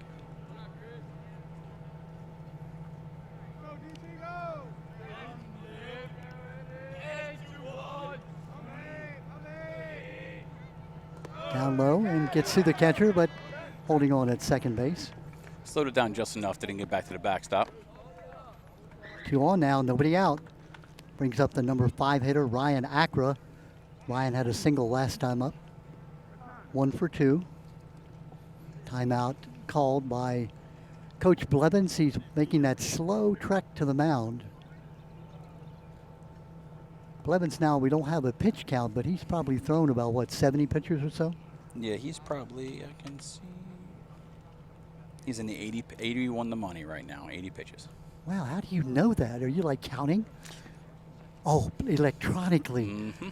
I like to keep an eye on the game at all times. I'm telling you, you know, it's amazing. I came into the store the other night and asked for some chicken, you know, at Royal Farms. Oh, I shouldn't announce Royal. It was at a local establishment, and they said, "There's the machine. Go ahead and put it in yourself." I said, "Oh, am I on your payroll now?" So, no, I want you to take my order. I don't want to put it in. So what happened? Did you put it in? No, she came around and put it in for me. See, when you're old like me, you can play the old card. Okay. Yeah, it works all the time. Acra now, fake at second base. And the chicken was outstanding, I must say that. And the service was extraordinary. Turning, bunting. Boy, that's a nice bunt. Throw to first base, late covering, getting the out. Great job of coverage there. Yeah, Jesse Lane got over there just in time to cover. Good play by Ringgold on the sack bunt. Play goes from 1 to 4, moving up to second base and third base. Penny to third and Dietz to second. Big part of the game here. 1 out, second and third. Landon Melnick now the batter. Landon a single last time up. Ground ball shortstop. Stop by the shortstop. Throw to first base for the out, but the run will score. Looked like you're going to try to cut off the run, but instead the ball was bobbled, and the go-ahead run scores on the ground out. Again, one was a must in that situation. It would be great to get the runner there, but controlling the pace of the inning. Now you have 2 outs. Get the batter, they come back and hit. So that ball was scalded too. It's the unfairness of the game of baseball. That ball was hit right on the nose, right at the shortstop. Justin Stem now. Stem looking to put the ball in play. Up twice, struck out twice. Go-ahead run for Milton Wright has scored. Insurance run out there at third base.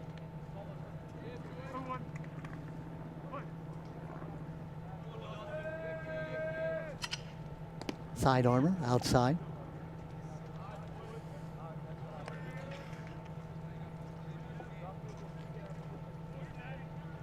Two out, runner at third. 5-4, the lead for Milton Wright. Curveball, center field. Moving on it is the center fielder. Diving, it's going to fall in for the base hit. Blevins unable to corral it, and the double will plate another run. Looked like that ball maybe had hit off the end of the bat. Yeah, it didn't carry like I thought it was going to carry. Blevins looked like he stayed back for a moment, and then when he realized it was going to be in front of him, he dove for the ball, unable to come up with the play. It's funny, right before that pitch, I was looking to see how deep he was actually. He was pretty deep for where we are in their lineup to be that deep. So 2 runs now for Milton Wright. They go back ahead at 6-4. Bringing up Brady Perry, the pitcher. Brady is fanned, walked, scored a run back in the 3rd inning. Ground ball to the right side and through for the base hit. Let's see if he tries to score, and he will. Turning third and coming in. Here's the throw. The run will count, and the throw down to second base. On the throw, he's safe at second. So just like that, what had to have been a tie game is now a 7-4 lead for Milton Wright. So if you're pitcher Brady Perry, there's nothing better than to put another run on the board for yourself. Runner on at second base on the throw. Pop foul and out of play. This is Austin Jordan, the DH. Austin has fanned and got on an error, scored a run back in the 3rd inning. 4 for Milton Wright in the top of the 3rd. 3 for Milton in the bottom of the 3rd. 1 to tie it in the 4th for Havre Grace, and now 3 here in this 5th inning for Milton Wright. Great work by Palmer again to scoot over there and stop that ball, because if not, we got to run our own 3rd here in a situation. Good call, Frank. And again, we talked about that backstop. Other than the Ripken Stadium, there's a throw that gets into center field and the error on the pitcher. Boy, that's that tough when you turn to the inside. You really have nothing on the throw. I think it was Sammy Stewart, the old pitcher for the Orioles, that had that move where he turned to the inside. But as a right-hander, you've got all your momentum going the other way. Charged an error to the pitcher, so runner down now to 3rd base. And now it becomes even more imperative if you're catcher Spence to block the ball. Swung on and missed.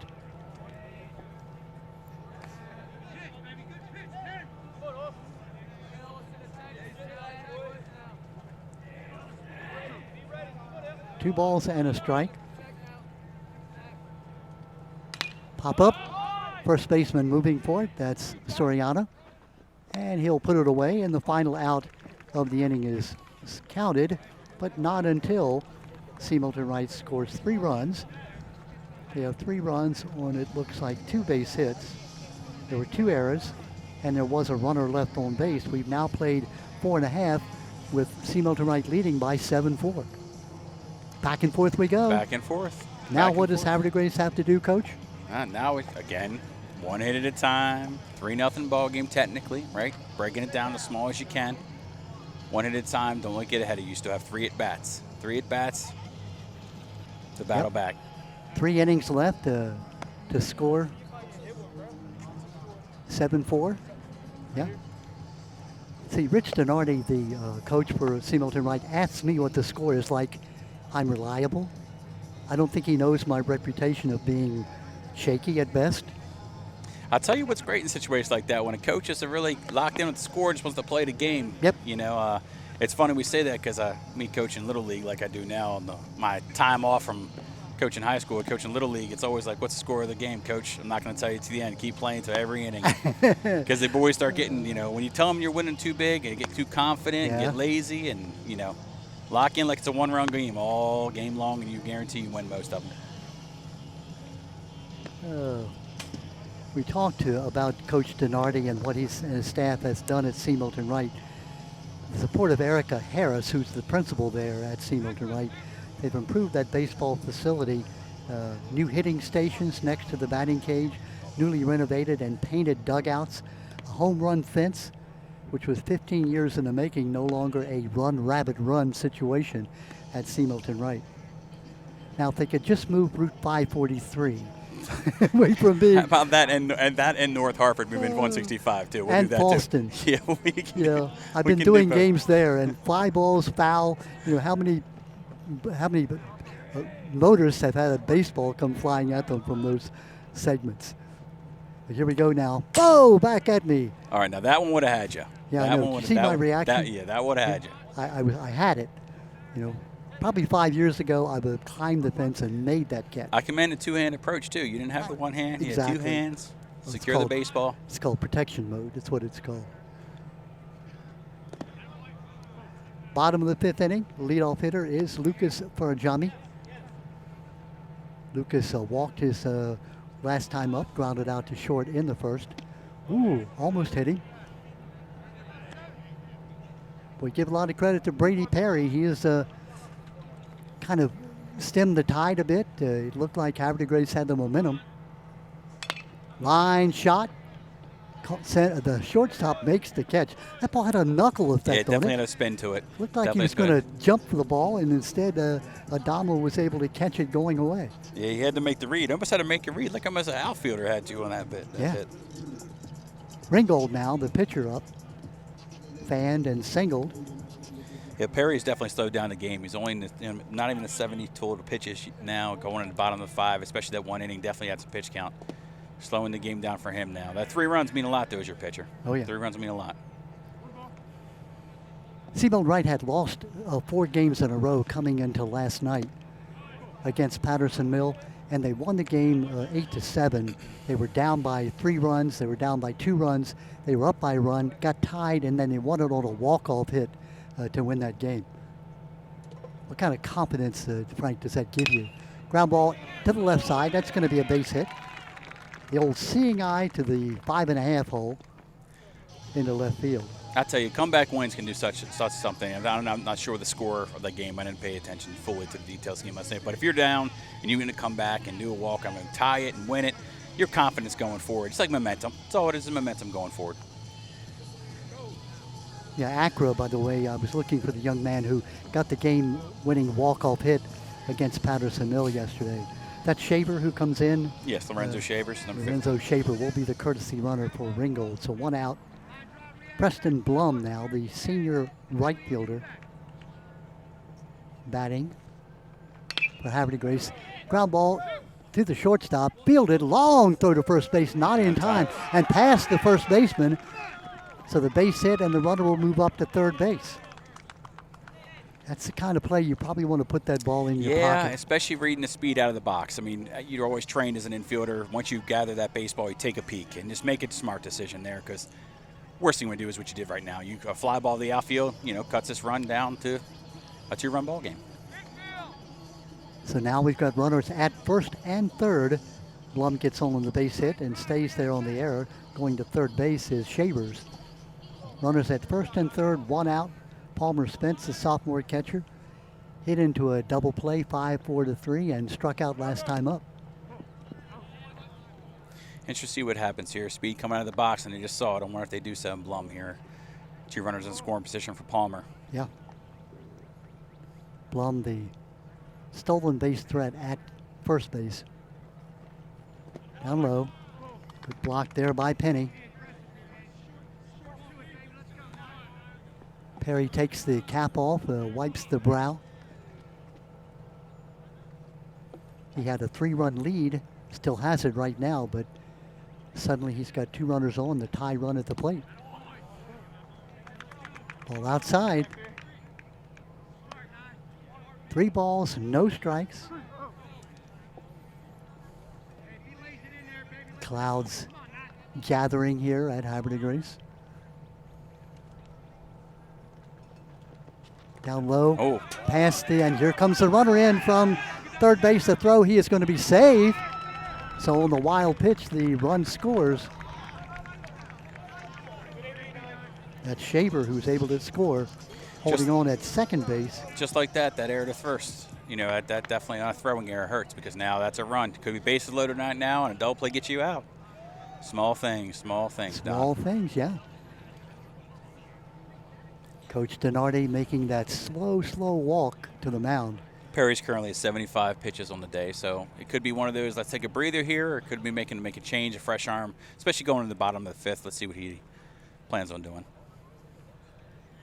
We'll be taking Perry out.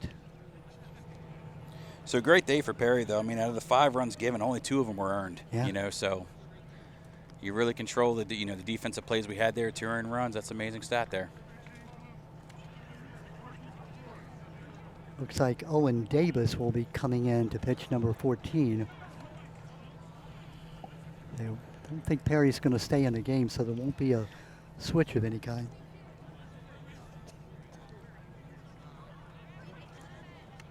Key part of the ball game. We are now in the bottom of the 5th inning. Havre Grace back within 2 runs. 2 runners on the bags. Runners at first and second.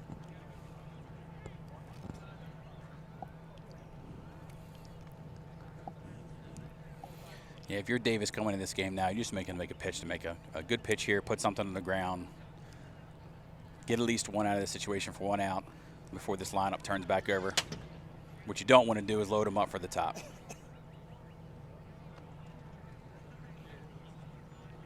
See if I can give you some stats on Davis, the left-hander that you see warming up.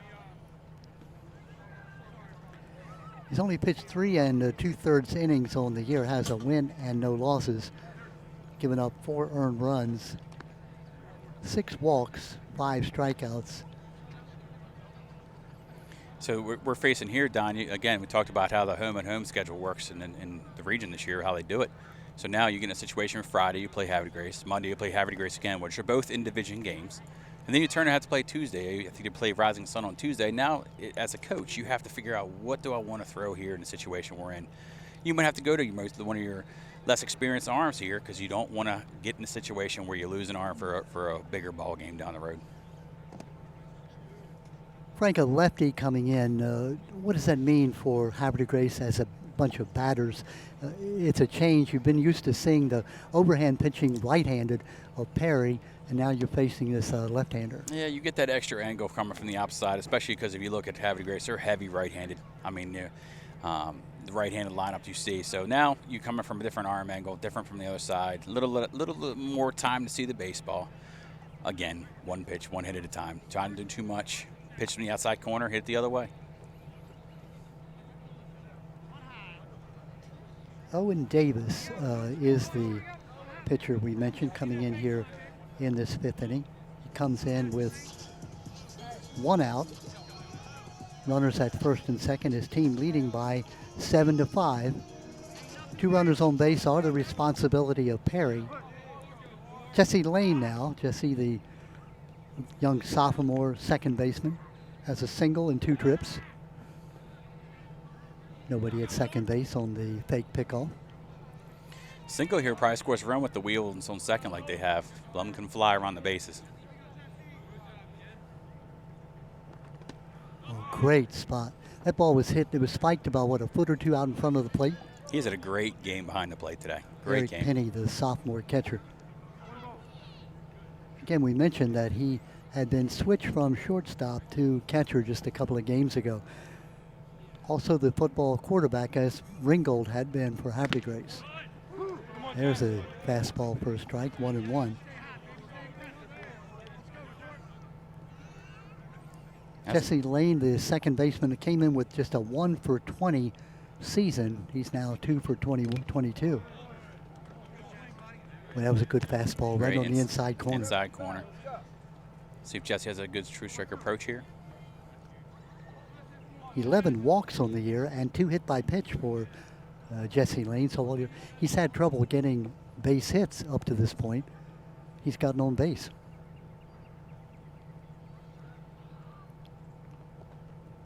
Fly ball right field and sinking. Going to be in there for the base hit. Turning third. Here he comes. The throw to the plate. Cut off. And nope, he goes back to third base. Yeah, just not deep enough to score him from there, especially turning the corner in right field. You know, that's where the most assists have from the outfield is right field. So, boy, good play, good hold there by Blevins at third base, Coach Chad Blevins. So we have the bases loaded. I'm not sure if they'd have got him. The throw looked like it might have been a little bit offline. Coulda, shoulda, woulda. No, Coulda, shoulda, woulda. He's not out, so you still got 1 out, and you got the bases loaded now. You know, it's not like you had to score that run. You still got 3 innings. Not with the top coming up. Yeah, yep. That's a good hold. And Chase Blevins is the top of the lineup. Swung on a miss. Chase looking for his first base hit. He was robbed back in that first inning by left fielder Brooks Adams, who got a jump and made a catch on that line drive. Walked back in the third and scored and grounded out to second last time up. Tie runs are on at second and third. Go ahead on at first. Swung on, tip foul. Chase Blevins, you can see, taking a walk, talking to himself. Takes a deep breath. No balls, 2 strikes. Owen Davis now. You can nibble if you want to. Goes right for him and strikes him out. Fastball right by him. Big strikeout there, big strikeout. It now, was that. One good pitch here gets you out of this jam, and you don't have to see Bauer. Soriano is 1 for 2, singled back in the first inning, grounded out to short, got on a hit by the pitch, and scored a run last time up. Bases are jammed. Davis steps back off the rubber.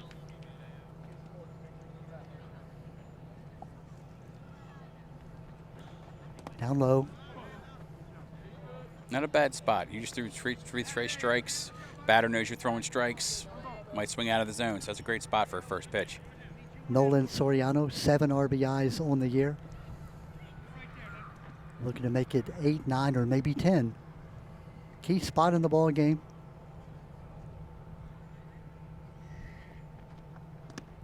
Curveball. There were no place to put him now. You can nibble. This is probably it right here. If I'm paying, I'm looking for something right dead red, because of course they don't want to see the 3-hitter with Bauer next, so it might be something right down the pipe, so to speak. Yep. Let your defense help you out there. Make him hit the ball. Oh, just a bit high. Good hold off there by 2-4. He looked like he wanted that bad. And Pesby, when you see left-handers as a right-handed batter and you see lefties come at you, those high strikes are so hard to lay off, because again, that extra time of seeing it makes a big difference. 3 balls, no strikes, no place to put him.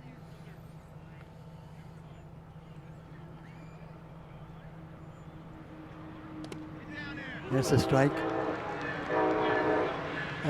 As Don has said a couple times, let the umpire make the call.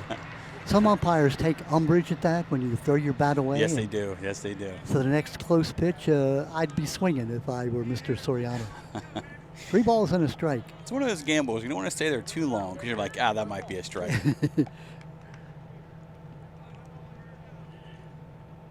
Up high, ball 4. Run driven in on the walk. Tough spot to be in here. Tough spot to be in. That makes the score now 7-6.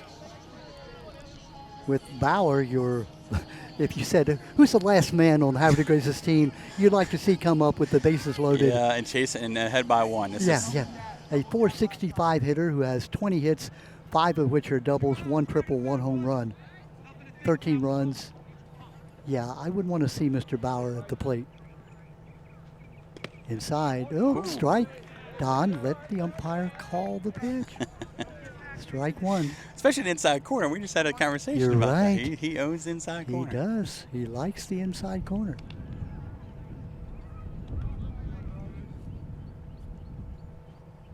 Fly ball, left field, and hit. Going back and making the catch.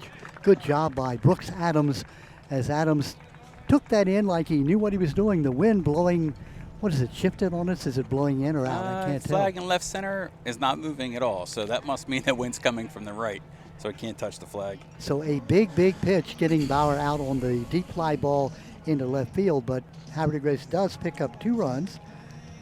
They get 2 runs on, let's see, 2 base hits. There was 1 error.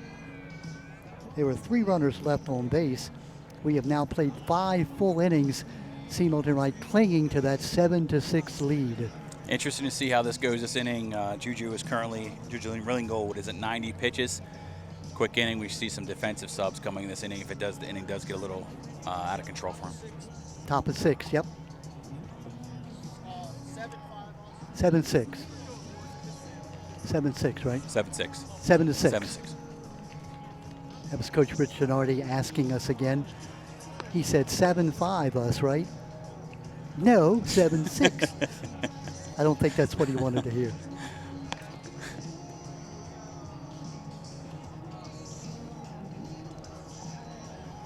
All right, now we go to the top of the 6th inning. The Mustangs will be sending up the top of their order. That's Tyler Adamo and Kevin Emerson and Eric Penny.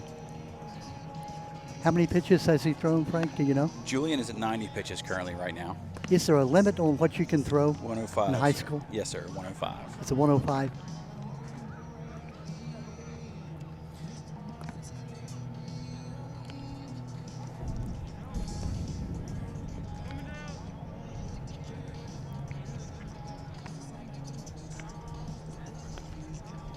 Yeah, as a coach, you go out and Julian, Juju, you talked before, would say, you got 15 pitches to work with here, son. So yep, go out and make it your best 15, and let's get into the 7th. Because big inning, because 6th inning is such a hinge-pin of the game, because you're chasing one, you can hold them, come back, score 2, and then you close them, and the ball game's over. So back to last inning, that's a big out right there to get Bauer on that fly out, because you have a 1-run lead. It's a whole different mentality coming in this inning. And he hit it hard. Hit it hard. Hit it right on the button, but left fielder Adams going back to make the catch. Well, here is Adamo. Adamo got on the air, walked, doubled last time up. He's batting .375. That noise you hear in the background, that's C. Milton Wright. They want this game. You lose 4 straight, you win a game in a walk-off fashion against a county rival, and now you're facing Havre Grace. There's that inside corner. Been there all game, though. Consistency is the key on that. He's been there all game. Boy, absolutely. That's a good call, Frank. We're talking about Justin Quinn, the plate umpire.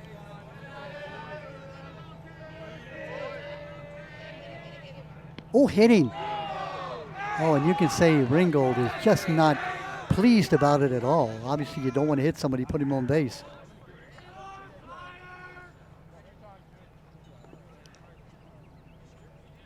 So just like that, we have a runner on first, and the big man, Kevin Emerson, who had a single back in the 3rd inning, scored a run, struck out last time up. Emerson, the number 2 hitter, 3 home runs on the year, 3 doubles and a triple, .333 batter, 12 RBIs. Talked about that run lead. It's very important they hold it right here going to the bottom half. Down low, Spence, great block by catcher Palmer Spence. I think that ball jumped up on a little bit. Back of the legs aren't very protected as your catcher.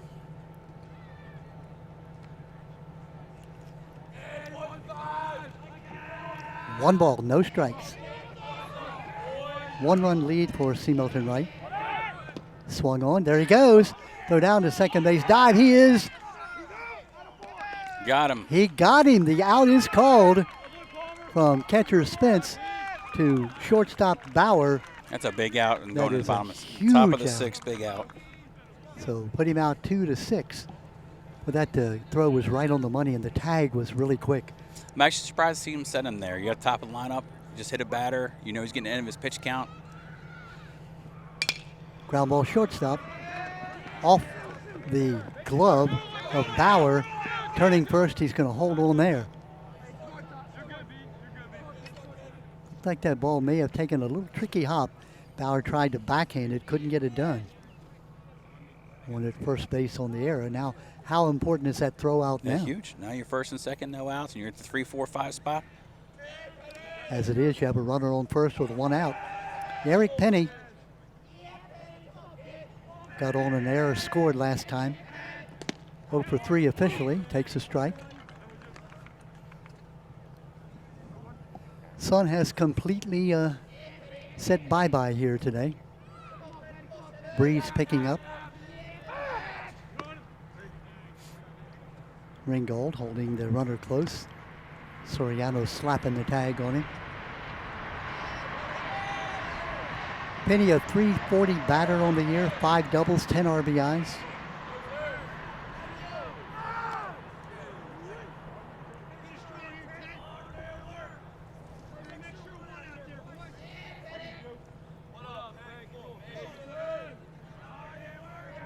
There he goes. The bunt in the air, caught. Going to be a double play. Big double play there. Caught in the air, and the double play is recorded. Big double play. Pop up to the pitcher. Good job by Ringel getting bunting off the the mound. three-hitter, Don. Bunt the three-hitter. Yep. Wow. Yeah.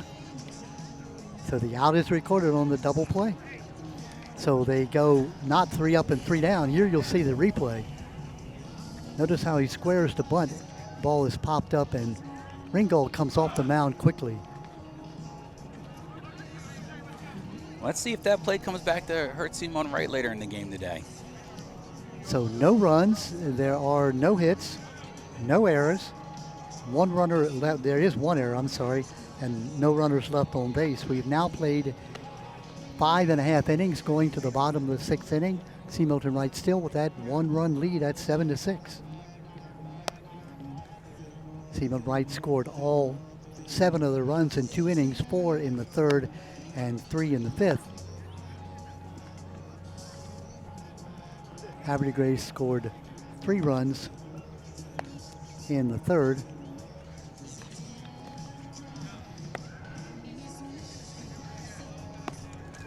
Four, 5, 6 coming up for Havre Grace right now. Frank, 3 in the 3rd, 1 in the 4th, and 2 in the 5th inning. So they've now scored 6 runs in the last 3 innings. Yeah, good point. A.J. Rogers, followed by Lucas Fangini, Lucas, and Juju Ringgold. It's all about base runners here, right? All about base runners. Owen Davis still on the mound, and came in to pitch in relief. Did a nice job. Gave up a single to right field, but then held them from there. Havre Grace able to score 2 runs, but not able to get that 3rd run across to tie it.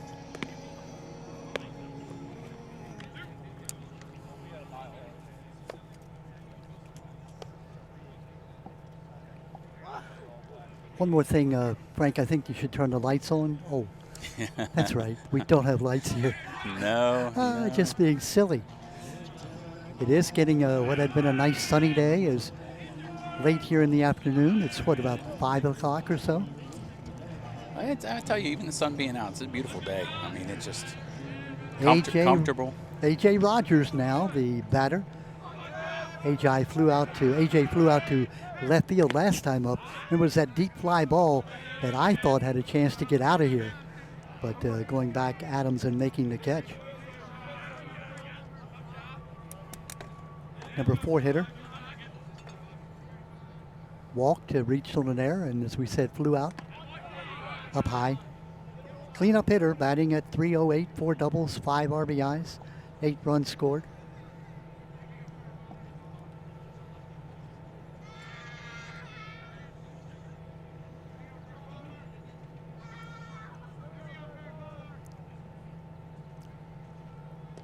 Down low. Now, if you're the batter here, you know, leadoff walk is extremely important here. So if I'm AJ, I'm looking for something dead right here because he's going to get back in this count and get back into where he has to be. 2 balls, 1 strike. Up high, boy, good take. So now as a batter, any batter, you're 3-1 here. You were looking for an exact pitch to drive. You're not going to give him anything outside corner. You almost give it to him in a way to drive a baseball. A 1-run game. Milton Wright has led all the way, except for it was tied at 4-4.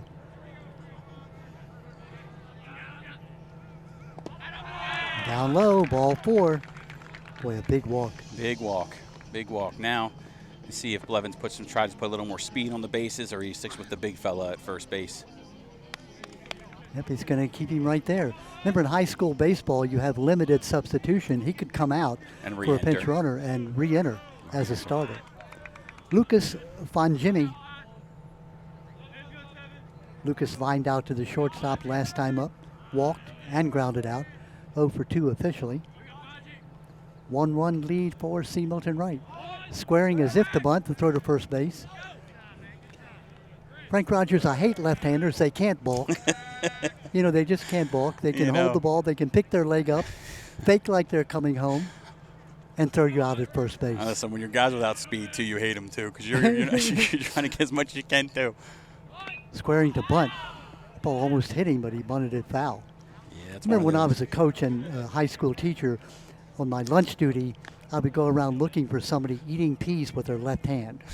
Because left-handed pitchers are like, worth their weight in gold.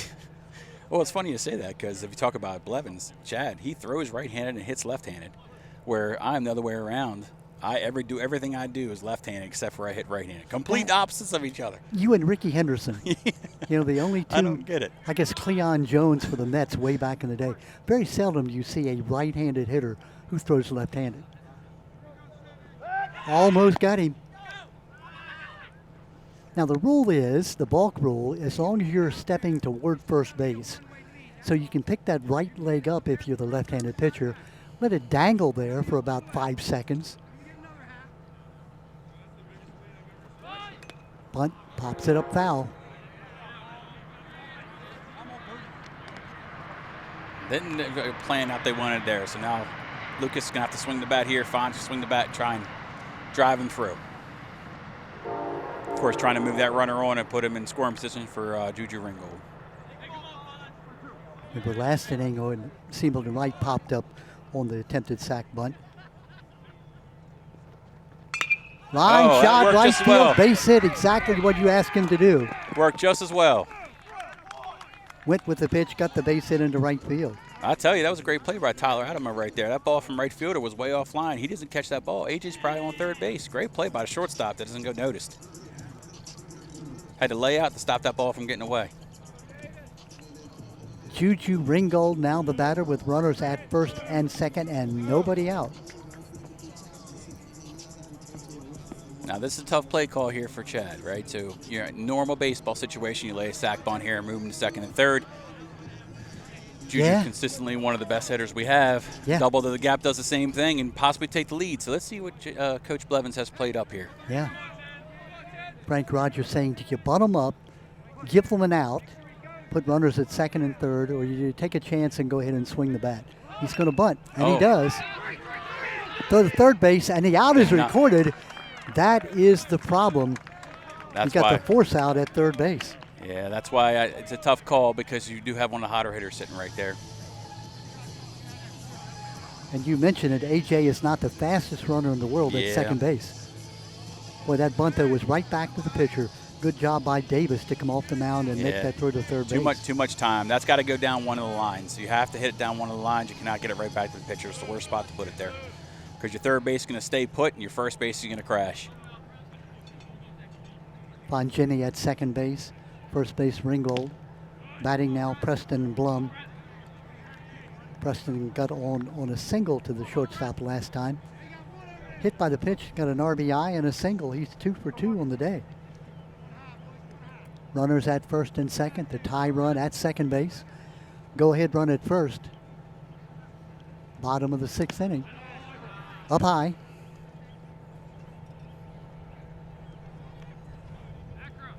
Yeah, quick stat about Preston. When he was a freshman, I think he had 17 straight at bats where he'd bunt singled. Wow. Nickel field the ball. We made it a game for a while, and it was fun in JV having him do that. So what you're saying is he could bunt here for a base hit. He could with one out there, and you leave it at 2. I don't know about that. I don't know. Curveball hangs high. Number 7 hitter in the order is Preston Blum. 2 balls and a strike. 1 out. Runners at first and second. Swung on 2-2. Impressed with Owen Davis. He's come in and thrown strikes. Yes, he has.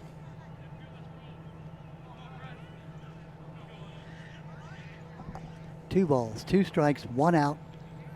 Down by a run is Havre. Curveball. Ooh, just got a piece of it. Good job by Blum. Yes, hang in there. That's called your defensive swing. I think he thought it was going to be outside, and at the last minute it was like, oh no, that might be a strike. I better foul it off. 2 strike approaches. Yep. No bad hops on the way back to the bench. Swung on and missed. Davis on that outside corner. 1 out now from getting out of it and preserving the lead.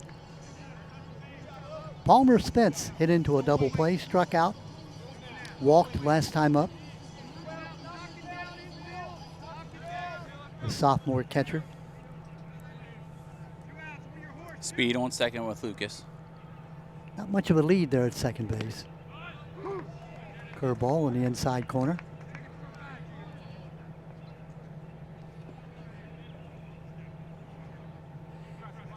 Frank, I like him at second base where it's not much of a lead, but he's moving forward on the pitch.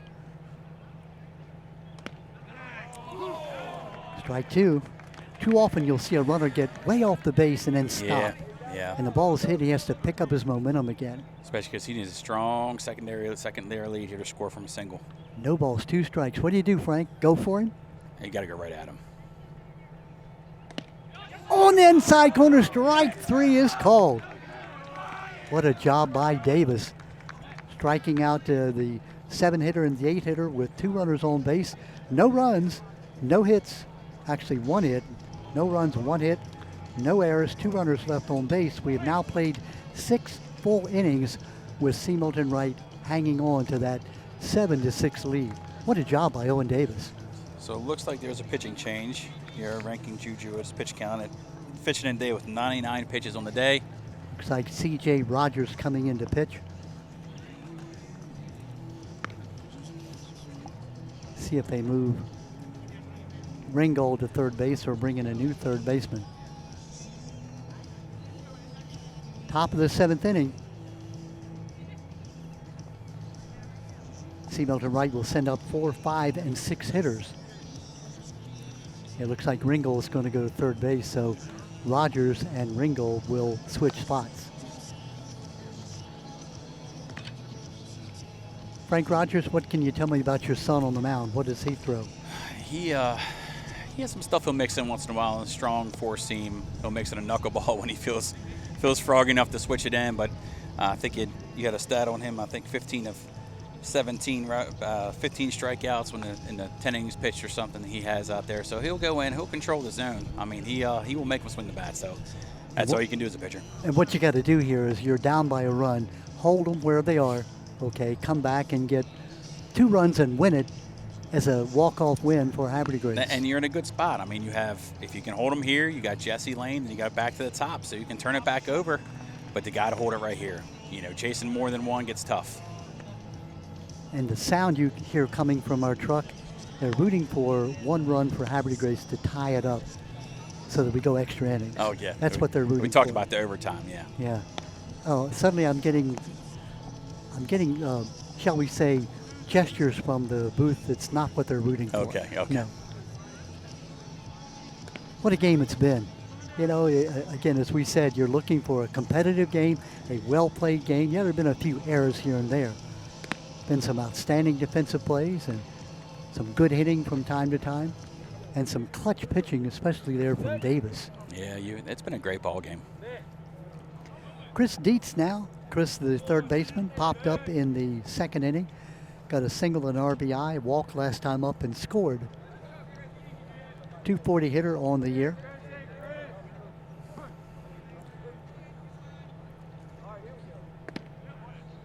Took a little bit off and he gets the first one across. Yeah, most hitters are going to look for a fastball to kind of lead it, so way to go. Down low, 1-1. Here's your Dietz idea of job number 1, get on base. Get on base, any means necessary. Insurance runs are huge. Ground ball foul, fielded by the third base coach. I think that's Peter Donardi. Heading the count here, 1-2. See if AJ goes back to a fastball. Looks like he was on that pretty well. 1 ball, 2 strikes. Ground ball third base, fielded by Ringgold. Nice catch. Throw to first base, and a nice scoop at first base. Great pick. Both put a star beside both of them.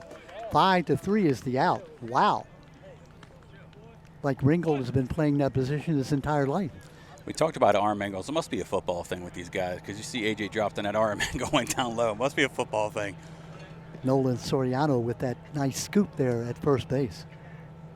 1 out. Ryan Acra at the bat. Line shot. Picked off by third baseman Ringgold. Oh. Fires it to first base. Low, this time unable to scoop it. Rounding first and heading for second is Acra on the error to the third baseman. Well, that time he straightened up and threw the ball overhand and didn't get the result he wanted. So runner at second base now with 1 out. That could be a costly error. Let's Yep. see if it comes back and bites him here. Brings up Landon Melnick. Siriano had made the scoop on that first play. That time it was a little more difficult because the ball was about not a short hop, but like a half hop. Yeah, that's a tough angle, 'cause especially with the velocity Juju threw that. It's going to be a little harder to pick there. Landon Melnick. 1 for 3 on the day. Off the end of the bat, squibbed that way. Off Rich Donardi, and Rich is playing it off like that didn't hurt. I think it hit him right on the ankle.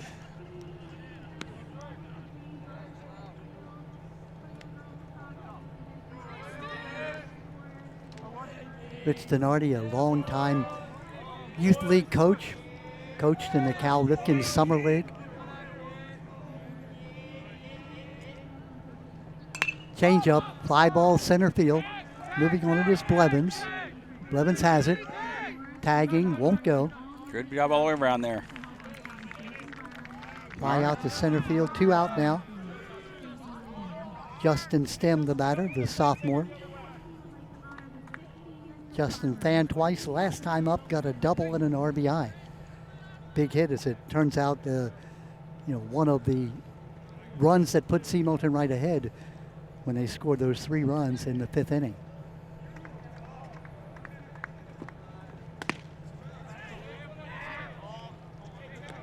Rogers with that looking at second base and turned and threw home almost without looking. I don't like that if I'm a batter. Look at me.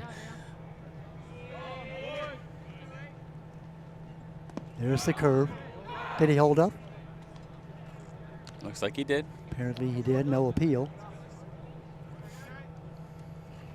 2 balls, no strikes.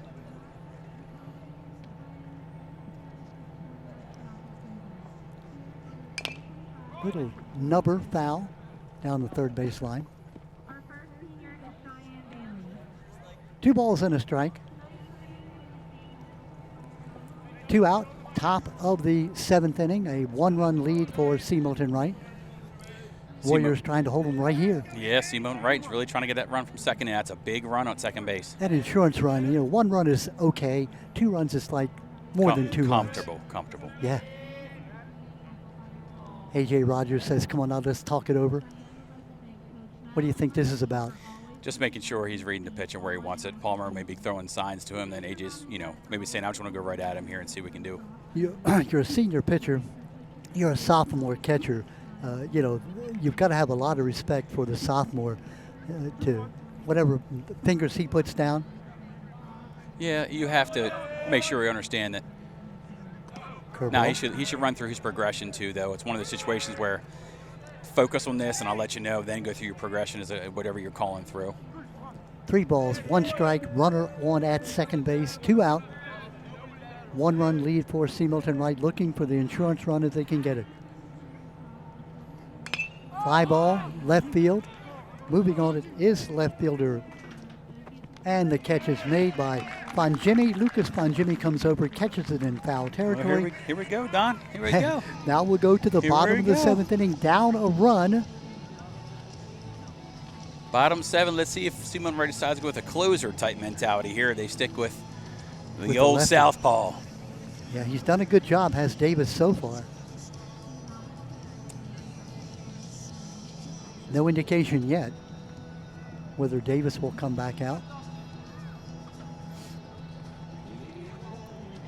Remember, Davis fanned the last 2 batters up in the last inning. We're at 9-1-2 in the Warriors lineup, correct? We are, yeah. Jesse Lane followed by Chase Blevins and Nolan Soriani.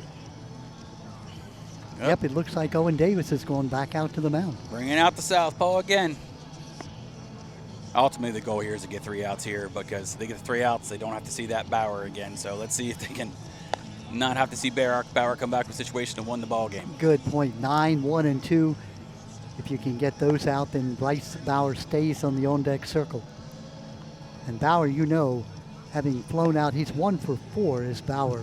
He would love nothing better than have a chance to tie or win this game for his team. Well, when you have a kid that's as passionate as him about the game, when you fly out with bases loaded and you could have put the team on your back, you know it's been sitting with him for the last 2 innings, just waiting. Please give me the ball again. Let me have it again. So yeah, and especially you hit the ball really well out to left field.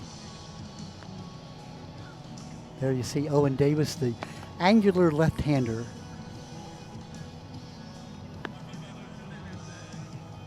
See Milton Wright having won last night. We're doing this on a Friday, though on Thursday evening they defeated Patterson Mill, coming from behind to win to 8-7 on a walk-off single by Ryan Acra, breaking a 4-game losing streak.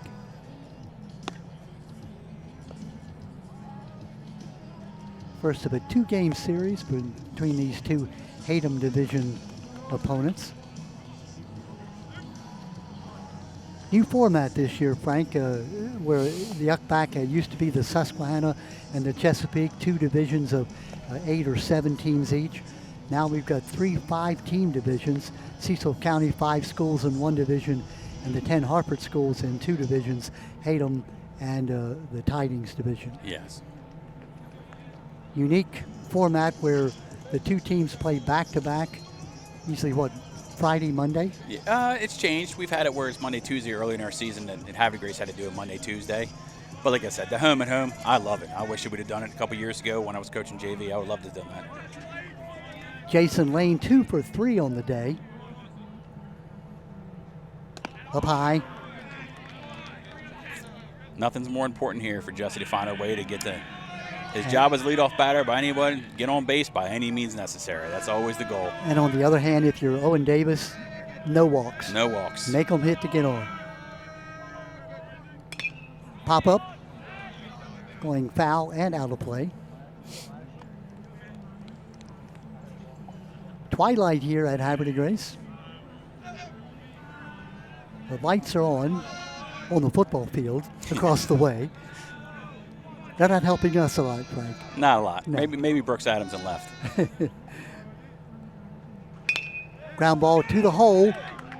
Backhanded Bauer with the throw to first base. What a play. Being an out, though, is Lane on the single. Adamo and short made that play. Adamo. Yeah, thank you. I had the wrong. I mean, they're both just as good. So, I mean, it goes both ways there. Tyler Adamo on the play. Thank you, Frank. Single to shortstop. Adamo ranging way to his right, making the backhand stop and the throw to first base. But Lane now 3 hits and 4 at-bats. So now he's scripted. Leadoff batter, I would anticipate a bunt going down here. Chase Blevins, who fanned last time up. Squares to bunt, takes a strike.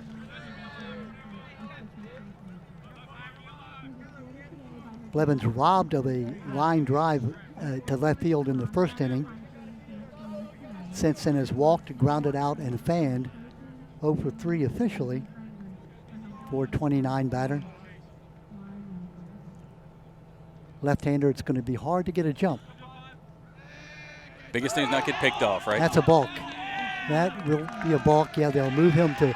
We talked about impossible to balk, but he had that little hesitation. Yes, yes. I mean, one of the biggest things is you can do the pickoff, but if you ever stop your delivery and you freeze, you have to stay in motion. So now you take the bunt out of the equation. Now you have 3 chances for base hits here, tie this ball game. So we'll see if the southpaw can settle in and make them work. You could see that Blevins was anxious. That ball was high and out of the strike zone. Again, the high, lefty pitches high as your righty batter. It's hard to lay off because you think it's coming right through that zone. You can see Chase shaking his head, having words to say to himself. That run at second base is the tie run. No, the bunt was still on. 2 strikes. He probably was one of those He has 2 strikes or 1 strike? I think 2, yeah. I think it's 1 and 2. Yep, Yes, it is. 1 and 2. So I guess he was definitely going to lay it down with 2 strikes. 1 ball, 2 strikes, none out. Pop foul and out of play. What a great ball game, Don. What It a is. great ball game. I mean, here we are in the bottom of the 7th inning, separated by a run. Runner at second base, nobody out. 2 teams battling for all they're worth. Owen Davis coming in, giving up a single to lead off, balking the runner to second base. Did that hit him? And he swung through it. Yeah, they're going to say strike 3. It sounded like contact, must have hit the bat a little bit. So the strikeout is recorded. Don't know if they say he swung or it was Yeah, he on the swung inside through it. He corner. couldn't hold off, and he kind of spun around with the bat. So 1 out. Runner stays at second base. Nolan Suriani now.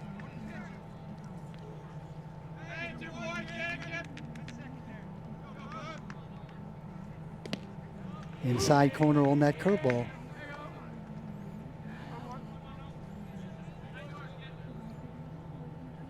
Nolan Soriano. Panda. 1 strike, 1 out, 1 on. Up high, 1 and 1. The ones are wild.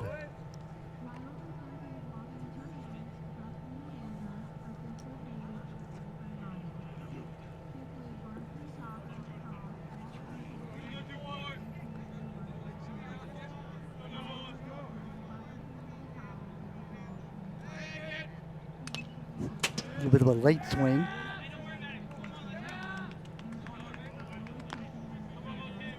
The gathering gloom here at Havre Grace, getting ominously darker. Rain expected sometime later this evening.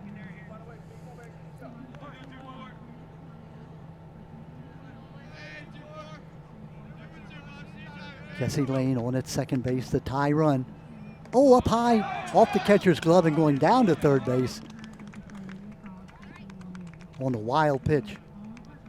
So now the tie run just 90 feet away. Sack fly ties it here. So now it makes it a little more interesting. Now, like we talked about, being a backstop. Pass ball, tie ball game. Now, if you're the Milton Wright infield, you've got to come into the skin. Yes, you've got to. Anything on the ground, you got to come home. If you're pitcher Davis, you're looking for the strikeout. If you're the hitter, just put something in play.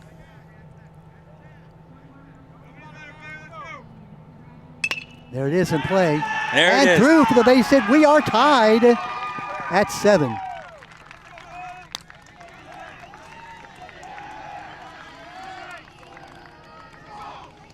Coming in to score the tie run is Jesse Lane. And now the win run is at first base with 1 out.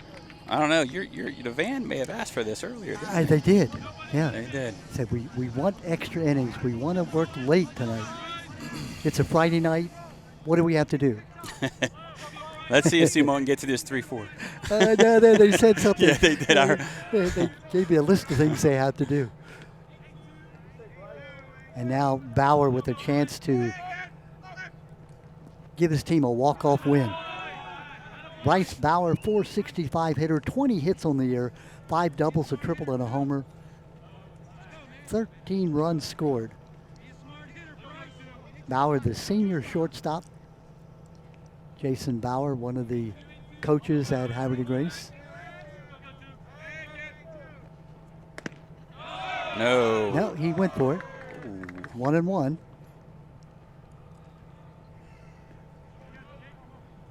Bryce Bauer.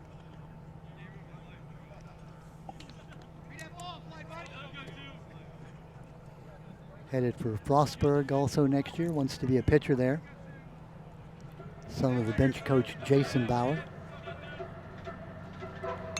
Pop-up foul and out of play. So now if you're seeing that he fouls it off and you have a good hitter, I'm working. If you're heading to count, you're going to try and work outside the zone here and try and get him to swing on something off. Don't not give him a dead red fastball. It's not the hitter to do it with. 7-7 the score, as you see, bottom of the 7th inning. Foul back our way.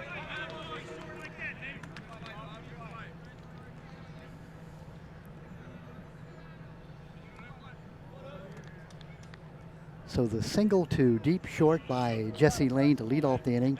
Balked him to second base, went to third on a wild pitch, and scored on a single into center field beyond the second baseman. That's how Havre de Grace has tied it.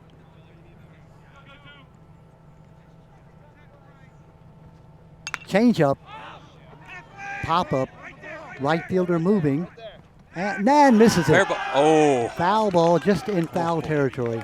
Man, if he dropped that fair, what would have happened on that one? Yep.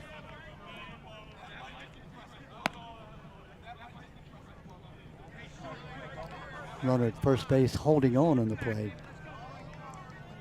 So a life is given now to Bryce Bauer. Let's see if he can capitalize on it. Talk about baseball being a game of opportunities. Missed and taken, right? Let's see what happens, which one weighs out here. Up high. Way to come out of your shoes on that for the catcher there. Getting to the backstop puts him in scoring position with only one out. Yeah.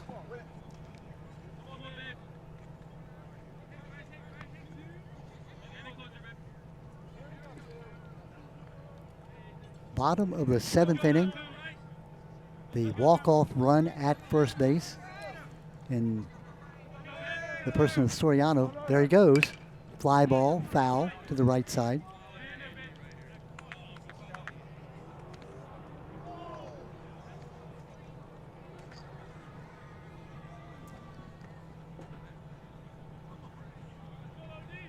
I don't know how much better it could get. I really don't. You can't, you know, the chickens can wait. The chickens can wait. If you weren't with us earlier, Frank Rogers was called away from building a chicken coop. Line shot into right field. That's a base hit. That could be trouble. Soriano turning second. That could be trouble. He's sending him. And he's on the ground. Down. Here comes Soriano. He is going to score the winning run.